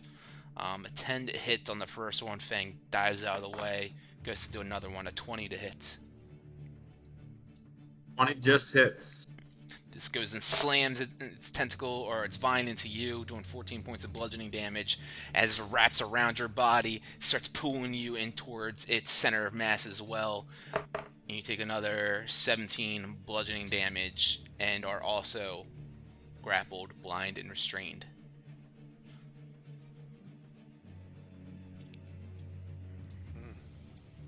And at the top of the round, Wilmore, you see both your companions starting getting reeled in by these shambling mounds of viney fauna, or flora rather. What do you do? I am going to kind of position myself still within this, like roll around them, and then I'm gonna cast Dissonant Whispers on the one next to Solrak. That's a 16 Wisdom save. We're gonna do. Hold on. We're gonna do level. We'll do level 1.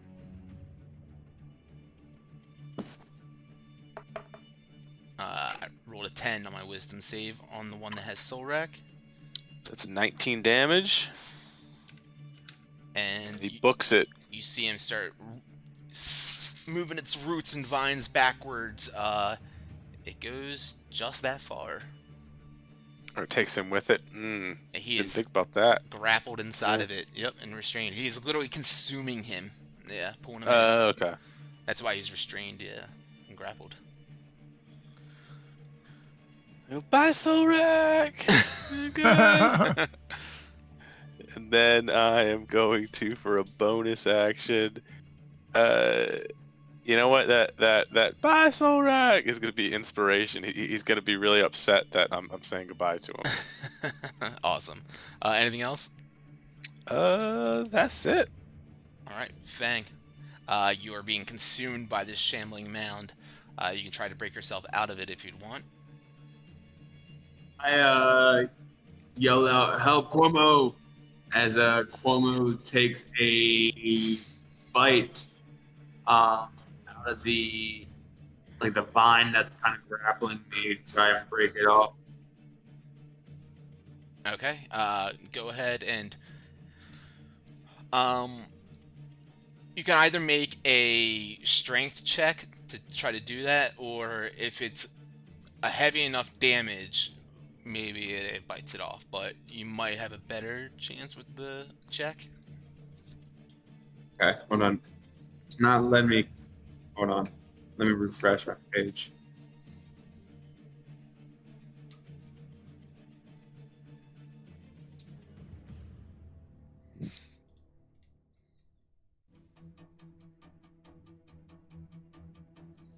Let me see.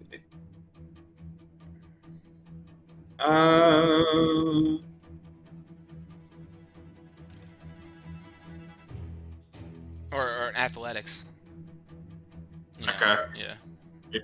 All right, we'll do that then. Okay, go for it. Yeah.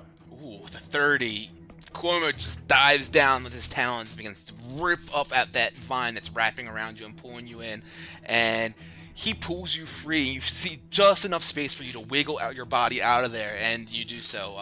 You're prone, but you wiggled your body out of there, and that is Cuomo's action to do that, of course. Yep. And so I will take half my my walking speed to get myself up. So you still have 25 feet of movement. Yeah, right. Amazing. And yeah, so I'm gonna take a nice crack at him with my Go for quarterstaff. it. Go for it. Dude. Yeah, Wilmore Fang has 50 feet of movement now, so double your walking speed. Double me. He's so fast. Ooh. He's so fast. The natural I'm gonna one, use my bardic inspiration on that one. no, a natural one's gonna miss no matter what. Okay, that's fair. So that, yeah, you just swing as you stand back up. Body is a lot more slim than you remembered it. I'll use my bardic inspiration on that one. Sure, D10. Yeah. All right, and that one, you know that you feel like you're gonna miss again, but you hear Wilmore's words inside your head reverberate, and you know that you got to hit it for the little Chaddington. So big old Guys, swing, so inspired. and yeah, you get that good. 11 Yep. points of damage. Yep. Bonus action. Bonus action. Give him a nice little karate kick. Oh, To the face. my god. 12 will miss, unfortunately. Do you want to use any key points to? Actually, you know what? Yeah, so I will do flurry of bows, but instead of taking another attack, I will use hand of healing. Okay, cool. Cool. Anything else for you? Nice. So 10 health, and that's gonna be it for me. Soul Rack, you're up being consumed by this shambling mound. You can make a So, you can make an athletics check to try to break out if you want. ciao. Okay. That will be your action. Athletics check. Okay. 19. Oh yeah, you just get enough muscle underneath of you to try to, like, you work your thumbs underneath the vines wrapped around your body. You get just enough space to squeeze your body out too, lying prone on the ground in front of it. That was your action, unfortunately. You can stand up though if you want, and whatever. I'm gonna stand up. Okay. Anything else? Nah, I'm cool. Okay. Yes. No shit. Never mind. I'm good. This one in front of Wilmore, a couple slam attacks. Wilmore's too short, it just completely overshoots him. But then this one finds his center of mass with a 23. And once again, he thinks he's gonna hit, but no, not on a little Chaddington. So elusive. Yeah, so elusive. So this one on Sorak sees an opportunity to hit him again. Another natural 20. Jesus. On Sorak, that does 25 points of bludgeoning, half to 12, and once again you start getting pulled into its body, taking another 13 points of bludgeoning damage, half to 6. As you are once again blind, restrained, and whatever else I said before. Grappled. Okay, next to Fang, he reaches out with his viney mass and goes to slam you too. 21 will hit, right? Will hit. 18 bludgeoning damage as it wraps its vines around you again, starts pulling you in, squeezing tight. 12 more bludgeoning. Wilmore, you're up. You've seen your friends get out of their predicaments to once again fall right back into them. Jesus Christ. I feel like there's a better way to go about this. I don't know. Which one's looking the worst? The one by Fang? He's a bit thinner, yeah. Bit thinner, yeah. I'm gonna migrate my way through, and I'm gonna blast his guy. Okay. Actions. 1. Oh, Jesus. 6 damage, 22 to hit. Nice. Turning into one of those games, motherfucker. Right? Where you can't hit anything or whatever. Yeah. Just 5 fucking traps damage me on a every 5 seconds. With that, That's 11 that damage. Eldritch Blast cracks into its body, and you see it just kind of revolt backwards and shrivel up and recoil as the vines whip back around Fang's body and shrivel back in, and the whole mass of vegetation just goes limp and collapses. And then bonus action, I'm going to level 2 healing word Fang.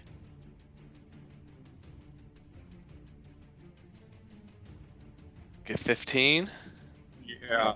Thank you, buddy. And I'm just kind of like sitting there looking at him, like just like pointing at my big one. It's like, "Ah." And I'm like, "Ah." Anything else for you? That's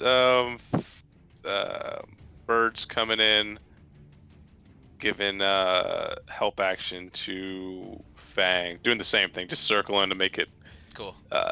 see it better. Fang, you're up. I get up and start heading over to this one. Me and Kwame go over there simultaneously. And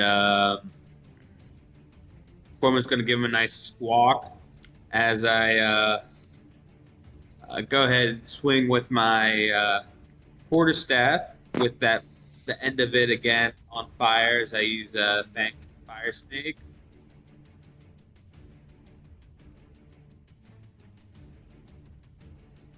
But I get help from Cuomo.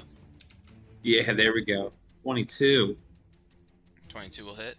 And you're using the fire attack?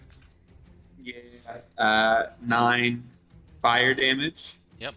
You see that one kind of smothers the fire as it hits it as well. Yeah, and let's see. How do I want to do this? 1d8 plus 5. Hold on one sec.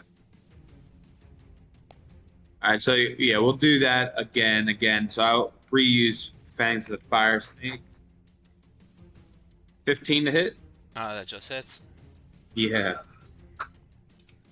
So 11 more fire damage. Yep. And yeah, once again, you see it. The fire hit its body and just kind of singes out rather quickly. Doesn't seem to spread or grow or burn too intensely. Anything else? Bonus action. Give him a nice karate kick with a natural 1. Oh yeah. Mm. Yep. And then Cuomo's up. He's going to go at him with his beak.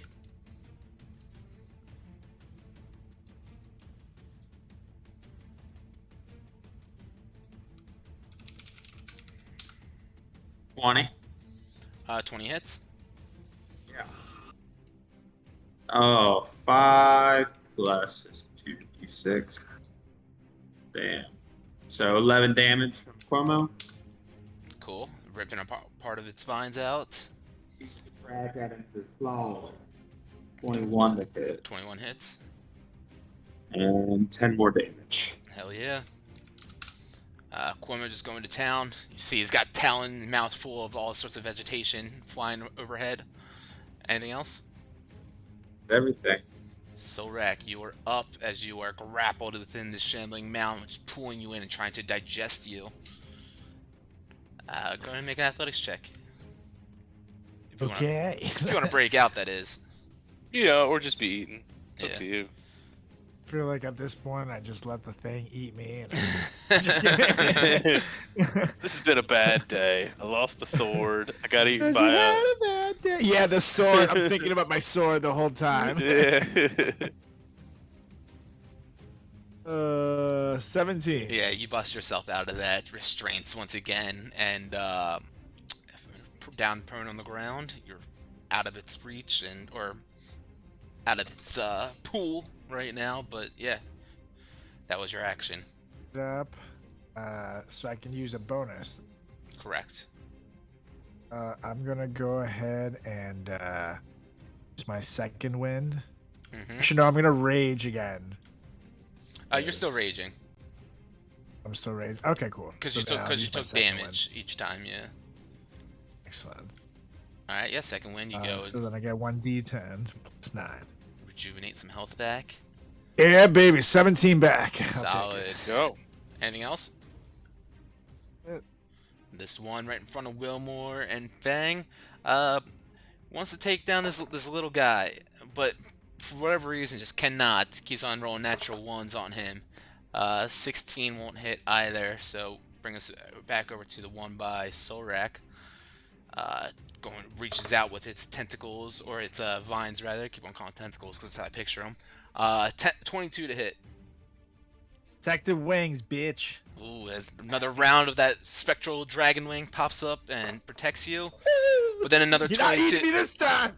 Another 22 Jesus. comes in and hits you. No. And No. that one comes in and does another 6 points of bludgeoning damage as it begins to engulf you again. Another 5 on top of that too. As once again, you're all that good stuff. And Wilmore, you were up. Half, by the way. Yeah, that was all halved. So 6 plus 5, 11 total. It would have been 24. God, what can I do for Solrak? I feel like he's having a bad day over it. Is there anything I can do for you though? You got some weed? I mean, technically Some you weed out of are here. in the weeds. I think you are a weed right now, yeah. Yeah, you are literally Not in right? the weeds. I'm gonna Dissonant Whispers this guy right in front of me. Go for it. Level. Yeah, burn some other spell slots. Level 3. Dissonant Whispers. So that's a wisdom. 16 wisdom. 14 damage. See what I rolled? No, I did not. 16. Fuck. Yeah, we're gonna try it. Do I take half damage or anything? You take half damage. Okay. But I'm gonna push just a little harder, and I'm gonna Silvery Bards that. Oh, okay. Yeah, it is your turn again, so yep. With a 15. Just barely. So that's And he begins to shamble on backwards as Fang and Cuomo see an opportunity to swing away. Yeah. All right.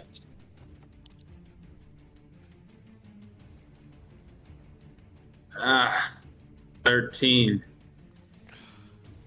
13 Cuomo. doesn't, Cuomo gets one a too. 13 doesn't hit. Cuomo gets shot too, eh? Mm-hmm. Correct. For some reason, it won't let me. Sometimes it doesn't let me click. So I roll a d20. But oh, he hits. Yeah, baby. Oh, yeah. And so he gets a d10 plus 3, I think. Yeah. So 8 damage. 8 damage. And with that, Fang, Cuomo Move though. comes flying on over there, or sees this shambling mound begin to crawl out of its way, and just takes a big old peck right at its center of mass, and somehow just pulls out some sort of magical essence from it, which makes it no longer animated, and the shambling mound just collapses to the ground and kind of decays into the vegetation right there. Wilmer, where are you going? I'm moving. Oh, you ran away? Gotcha. Yeah, call that happened. It ran away, and then I ran away. Gotcha. I didn't hear you say that. I think that's, yeah, that is your perfect then- distance school. And then from over there, I just go, try again, Solrak, and it's not bardic inspiration. It's just regular, inspiration. Just help, just Guidance. yelling at him.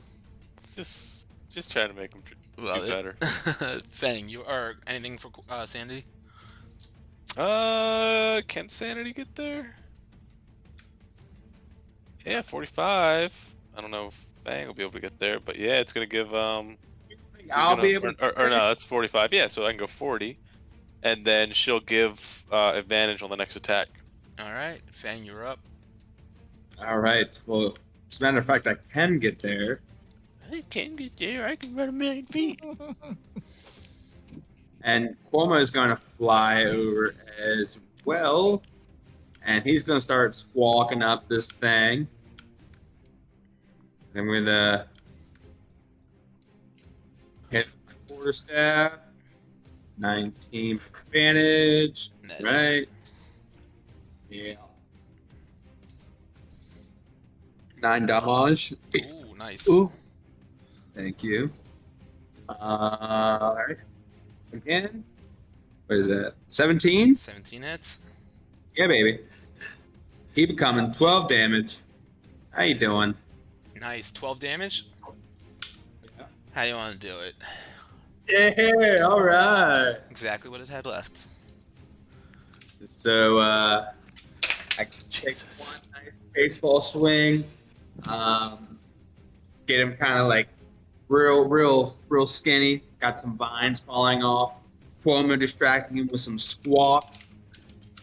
And then I just take one nice one going up, give him a nice little uppercut, and all the vines just kind of fall apart, diminish. And he just turns into some weeds. Yeah, and you see it just kind of unravel around Sorak's body as he's just like holding himself tightly inside of there, like, you know, trying to fight it off. But then he looks up and he sees he's no longer shrouded in this shambling mound, and no longer any sort of animated vegetation seems to be crawling around your guys' vicinity for the time being. That is, as Wilmore Chaddington has led you into the Mere of Dead Men. Good lord. Zorak, you've really been struggling, buddy. That was awful. You've had a Thank rough you. day, my friend. Zorak, I so think you much. just need a. Maybe you fly on Cuomo's back for the rest of the evening, get some rest, and take care of it from here. Don't worry. I appreciate the offer. But I'm out of that creature. All right, now Chaddington again. Where the fuck are we?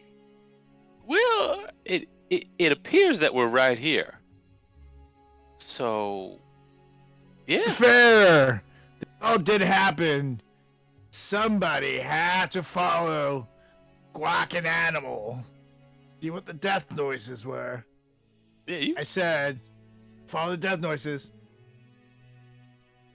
It Yes. wasn't me who said it. It wasn't Chaddington said it. Thank you Birds for- can't talk. Matter of I, fact, I'm gonna walk over to the moose. Yeah, so I hustled Yeah. over to the elk. Make sure it's all right.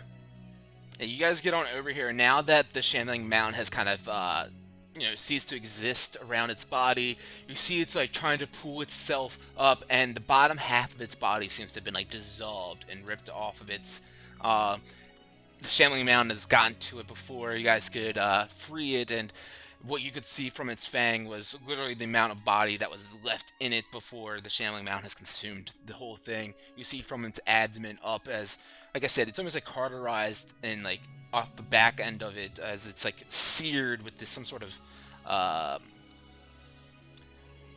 almost like it's been struck by lightning of sorts or something like that. And I mean, he's pulling and trying to crawl out of this area, but seems pretty The fucking bottom hurt. half cut off, or is it like a skeleton? It's like no longer there. Yeah, it's cut off. You can see just kind of like where this like acid or whatever was dissolving within it, the shambling mound, and pulling it in and eating it apart.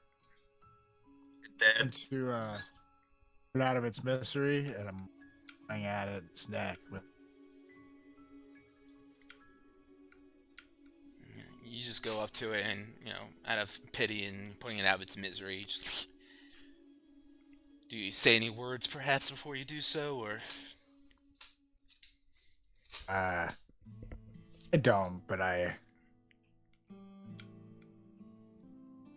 give it a moment of silence per se, but I don't, a funeral. It's looking at you with these eyes of, like... It's acceptance. It knows that a life like this isn't a life worth living, and, you know, it's just holding on for what it can right now, and looks at you with these little black eyes, and You see the sorrow in its heart, and it kind of just pulls you at your heartstrings as well. And for that moment, you just have to do what you have to do and hold its head back as you slice A and little slash and bash. Sad kind. This ain't no Disney movie, folks. And blood splatters everywhere. Like, it's super sad. but you let him down ever so slightly and gently, but blood's like spraying all out at you. I'm being a total fucking gentleman here. But blood is coming out. Amazing. You lay him down though, and he kind of lays down there. Your hands kind of secede into a little bit of that brackish swamp water. You pull it back out, and once again, you get that like really foul smell that just kind of lingers up towards you.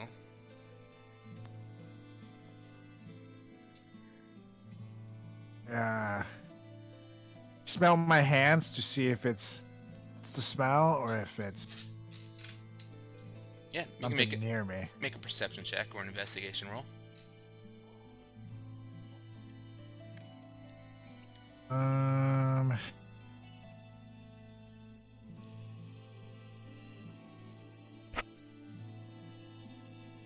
Well, since I smelled, I would do advantage, right? Yeah, correct. Yep. Ook. Oh, dirty 20. Yeah, as you go down and lay him down there, as your hands touch the water and pull back up, you know, you're a little bit physically closer down to the source. It seems like it's coming from the swamp waters itself. Obviously, you pull your hands up after it's dipped into them, and it gets a little bit closer to you, and you can smell it linger on a bit stronger, but yeah, you definitely notice it. I mean, as you guys did when you're approaching this area in general, that there's definitely a foul smell just emitting all throughout this area, and it definitely seems to be Maybe we coming should from the water. Go somewhere else, guys. Try to like get out of the water. Yes, I have a feeling. Understand why fire damage isn't working. It means this water is not water. The hell out of it. Nothing flammable nearby. Yeah, I think we should try to get back on the path. If you guys Maybe want to try to get on the Solrak path, goes. yes, Solrak or Wilmore, whoever wants to lead the way, can make a survival Maybe, check. Yes, maybe I think Solrak, I you should. You might know, Lead and the I'm gonna way. like give you help. We're gonna like sit there, like, hold on, we've been here before. And both of you leading the way seems to have gotten me quite hurt both ways today, so as I should. And so what would I roll here? Survival. I'm gonna help you. I'm a Little advantage. survivor. You also have Bardic Inspiration. So yeah, advantage. 15. I'll let you decide if you want to use the Bardic Inspiration or not. I'll do it. It's a D8. Yeah, D10. And baby.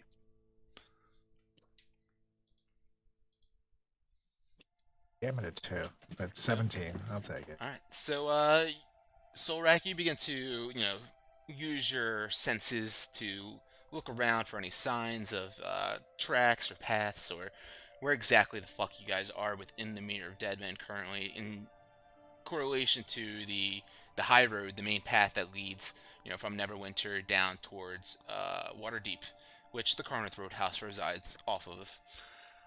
And you begin to lead the party through this swampy, wooded area for about an hour. You guys keep on pushing through, and that foul smell keeps on lingering on through the area, but you know, you think you're heading on the right path, so you keep on pushing everyone through further and further. That hour becomes 2 hours. 2 hours becomes 3 hours. 3 becomes 4, and you're not exactly sure if you guys are heading in the right direction or not. But you keep on pushing. regardless of what you think. And just as you're about to give up, you guys can see smoke pluming out in the distance over the tree line in a singular kind of plume. I mean, that looks like people. Yeah. The closest thing to humans seen since we've been here. Seems we're gonna see. It looks just like regular old fire smoke, right? Yeah, from what you're observing right now, it does just seem to be like a singular source where the smoke is coming from.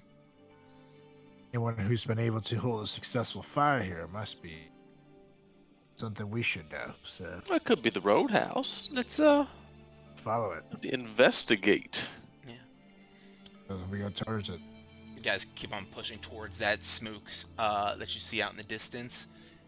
It takes you about 10 to 15 minutes until you emerge out through a wooded area back onto a beaten dirt path right in front of a shanty 2-story wooden building with a stable situated in the bottom of it and wide open door and a lantern shaking at the front, illuminating a sign that says the Carnith Roadhouse. Ooh, I think the we made it, guys. gentlemen. We're here. Let's get some drinks. To the bar. Drinks on you, Fang. You guys push your way inside, past the stables and past the front desk, and make your way up the stairs to where you remember the bar being situated. In here, you see a nice group of rough and tumble adventurers, people who've taken a break from travels on the high road, traveling between Neverwinter and Waterdeep, and anywhere else along the way, possibly doing certain different trade routes or mercenary jobs or odd jobs like you guys do. Just looking for a place to tuck in for the night, grab a drink, a quick bite to eat, and then hit the road once again. As you guys make your way in here, you see a half-orc man standing behind the bar, fixing up drinks and food for everyone. Seems to be the only one taking care, employing the area and taking care of everyone. And gestures to you guys as you guys take a seat. I'll be just there, just a minute. Oh, sure. Kind of. Absolutely. I kind of get my Harper pen kind of on me, but still kind of like hidden. So I go, well, gentlemen, I think hopefully he can give us another hand. Just kind of wait for him to come over. Yeah. Just as you finish, saying that to them, apparently, he comes on over and says, "Welcome, gentlemen, to the Carnith Roadhouse. If you need anything to drink, a bite to eat, I'm here to help you. My name is Dural Thalev. I'm the proprietor of this fine establishment." Good thing you say so, my friend, because I am starving and quite thirsty. I'll have your biggest ale. And, what do you got on the menu? Oh, we have our famous dark ale and our more famous darker ale. Cool. We'll buy darker ale, please. What about food-wise? What you got? In this week, we have some fresh, crusty breads, some cabbages. Man that came in here, he said he lost them previously. He found them. He came in running in, "My cabbages!" And it was terrible. But regardless, we found them and we got more cabbages. So if you want cabbage, we have plenty of cabbages. Okay, do you have anything other than cabbage? Oh yes, it just seemed like you liked cabbages. I apologize. We have we have ham. If you like ham. I look at Wilmore when he's it's like what the fuck? Yes, I do love ham, actually, as a matter of fact. How about you just gave me here an idea, right? So you said you have these crusty breads, right? That is correct. So I'm gonna give you one. You take me a a slice of this here crusty bread, right? You're gonna put a little bit of the cabbage in the bottom, right? And on top, put ham, right? And then you're gonna put another slice of crusty bread. I'm gonna call it a Sorlac sandwich. Everybody know that I invented it. You know, don't really take others' input or ideas too sincerely, but I gotta give it to you. It's bloody genius. Hey. Give me the tools. Mind here. Wonders. That's why I am the smartest one in my group here. And I show them. Just barely. I'm going to prepare those for you right now. Give it a test out, and I'll bring it back, and maybe we can sit down and try these. Thank you, my friend. I'm just gonna go make all that for all of you. It sounds delectable. I'll be back. For me, Well, I'm sorry, what? like a water. Did he say water? Don't mind him. He's quite special. He likes to tread lightly. You know, we were actually gonna potentially meet some friends here, and I kind of flashed the Harper's pin, and he did a lot of drinking last night. So that is the problem with him. He's chatting to him about. He's totally cool. He just normally drinks so much. It's like, whoa. Oh, Hey, what understood. you doing, man? I've actually never drank in my life. Look back at him. Never. Damn it, Fen, you rob people. You can't lie here. he drinks a lot in death, though. It's a weird thing. Oh, He drinks waters, but times. Everyone has their vices. He's fine. Everyone has their vices. You say, little fella. What was that you just showed me? I you did it rather quickly. Missed it.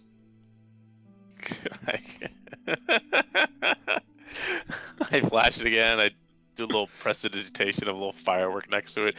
Pew pew pew. I was hoping maybe you could help us meet our friends. Give me a moment. Yes, I have just the thing. I'll be back. You see him shuffle off, a little pep in his step. Thorax sandwich. Genius.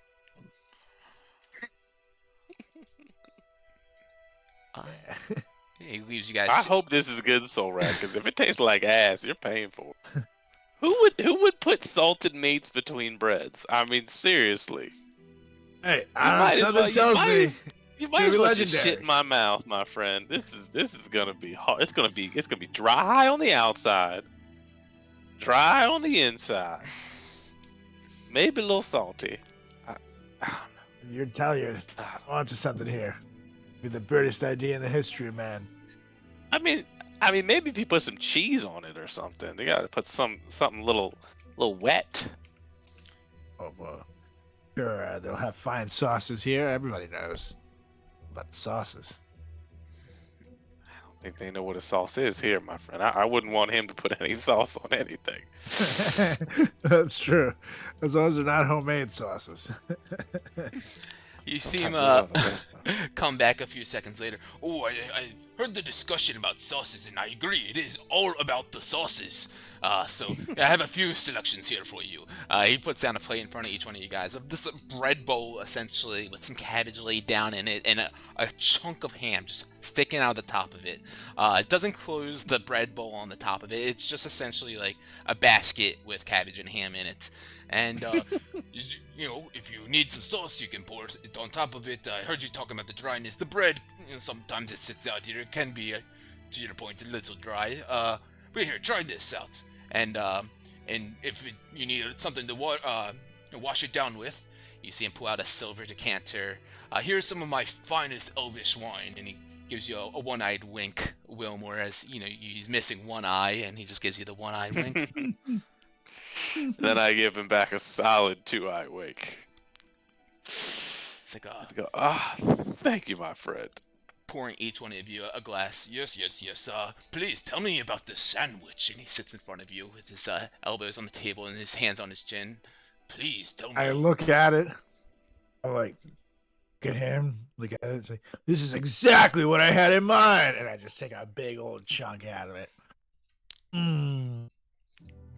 Might be the greatest thing that's ever happened. I drop a big. Yeah! See everyone kind of like look around like at you, and then Drow stands up. No, it's gentlemen. He has reason to be excited. We have a new item on the menu here. So what did you call it? A Sorak sandwich? That's right. It's the Sorak sandwich, and he holds up the bread bowl into the air, and everyone's just looking like, yeah, cool. It's typically a little dry, everyone. At you, and I imagine like next to coronation of the dad laying the crown on me as like what would be the best day of my life. This is now like the best day of my life. Like I'll never have my father on me king. I just invented the sandwich. It's pretty fucking. Now, hear me out, legendary. Solrak. Hear me out, Solrak. What if we took some of the cabbage that they have in abundance, chopped it up real thin, maybe add some other veggies, toss that in a sauce. You add some sauce, some crunch, smear it on top of the salted meat. I think that adds another element. I think we call it the Rochelle. Talking sense here. I like it.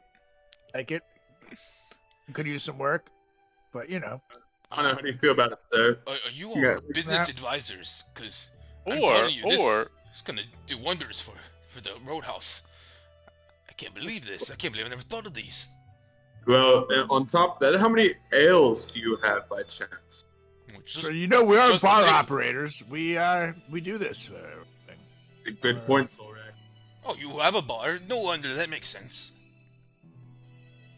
Maybe you've heard of the Wrecking Crew. I haven't, but where's it located? It's the most popular bar in Waterdeep. The most popular in Waterdeep. That's the Yawning Portal, of course. You must Yeah. have not been to Waterdeep recently, my friend. The yawning portal is old.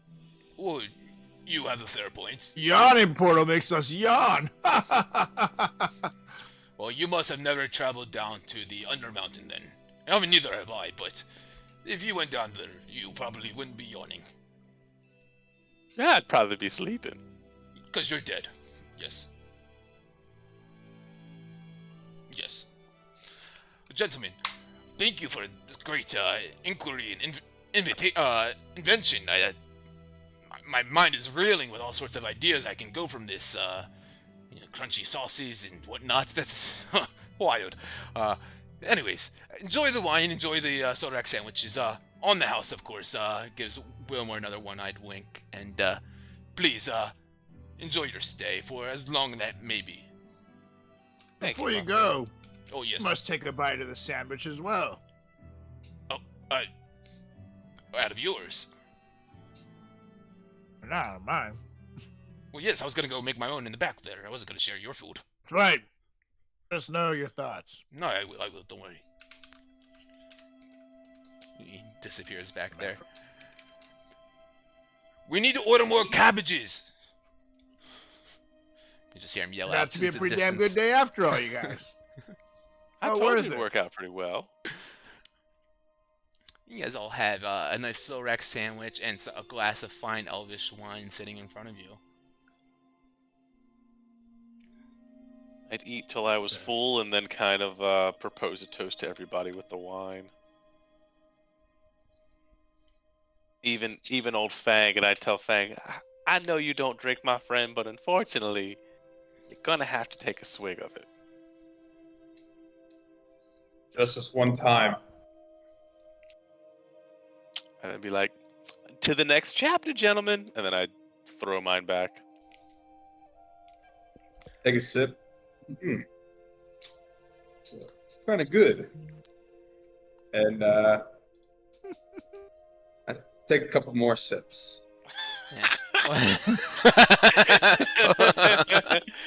Crawling alcoholism begins. You take that first sip and you think to yourself, "Whoa, that's actually pretty good." And you go to take that second sip, and by the time your lips touch the chalice, you vanish from your seat, and Silrak's sitting there, his sandwich up to his mouth. Where'd everyone go? What the fuck? Whoa! And I'm start looking under his chair. Where'd he go? Good Charrington. I'm gone too. We drank the wine. Oh, and then I was like, shit, chuck mine. You chug it. You don't even get a chance to put the sip down. You take it like a shot, and you vanish from this area as well. In the speed of light, you leave behind the Carneth Roadhouse, the three of you, after taking the sip of this fine elvish wine poured out of the silver decanter from Drouth the Lev, and we'll see where that picks us up the next time we are all together. Oh, man. Love it. It's a great... Guys, I wasn't prepared for half of this night, so that was fun. Could have fooled me. That was epic. You did good. That was so good. That was so fun. Thank you. Apparently, we weren't supposed to go to Leyland. I mean, this is not what I was expecting. I mean, the whole like crippling Silrak thing. I mean, who knew how exactly that was going to go down? Or That's any true. one of you guys. I rolled to see who it worked on, and it's just so happened to be Silrak. And now he's got no sword. Oh, that sword. Yeah, that's true. But I like that sword. Hopefully the next sword's better. You shall see. Dawnbringer. The Dawnbringer. Sounds fun. Yes. So guys, great game. I guess we'll pick it up next Sunday. Unless someone had something on Sunday? Was that, or is that the following Sunday? Not this one. 12th, I have something, but next Sunday I'm good. Okay, cool. It should be even good for a shorty during the week if you guys have. I have my Tuesday and Wednesday games this week, so I think I'm probably packed during the week. No worries. Yeah, no worries indeed. Cause guys, yeah, we'll discuss in the Discord real quick or during the week about what else is going on here, and what you guys plan on doing, so that way I can plan the next stuff going on for here. Cause honestly, I didn't have any of that Lathander stuff planned at all. That was off the cuff. So That was a good cuff. thank you. Off So the cuff, baby. so we'll Oh, yeah. we'll figure that out from there, because it seems like you guys are gonna do that thing right now, right? Yeah, I think we're gonna get Solrak a new sword Cool. before we Buddy. head back. Awesome. I'll bring it. Yeah, well, we'll talk about that in Discord, so then I can prepare appropriately. But with that, guys, another great solid night. Thank you everyone for tuning in tonight. JR the Nerd was chatting in the chat, saying about Solrak. Sounds like Saturday night raging and weed together. So good times. Yeah, thank you guys for playing. Everyone for watching tonight. Go ahead and take that short rest, and look out for those goblins under the stairs. Take it easy. Love it. Good night. See ya. Night. I got paid.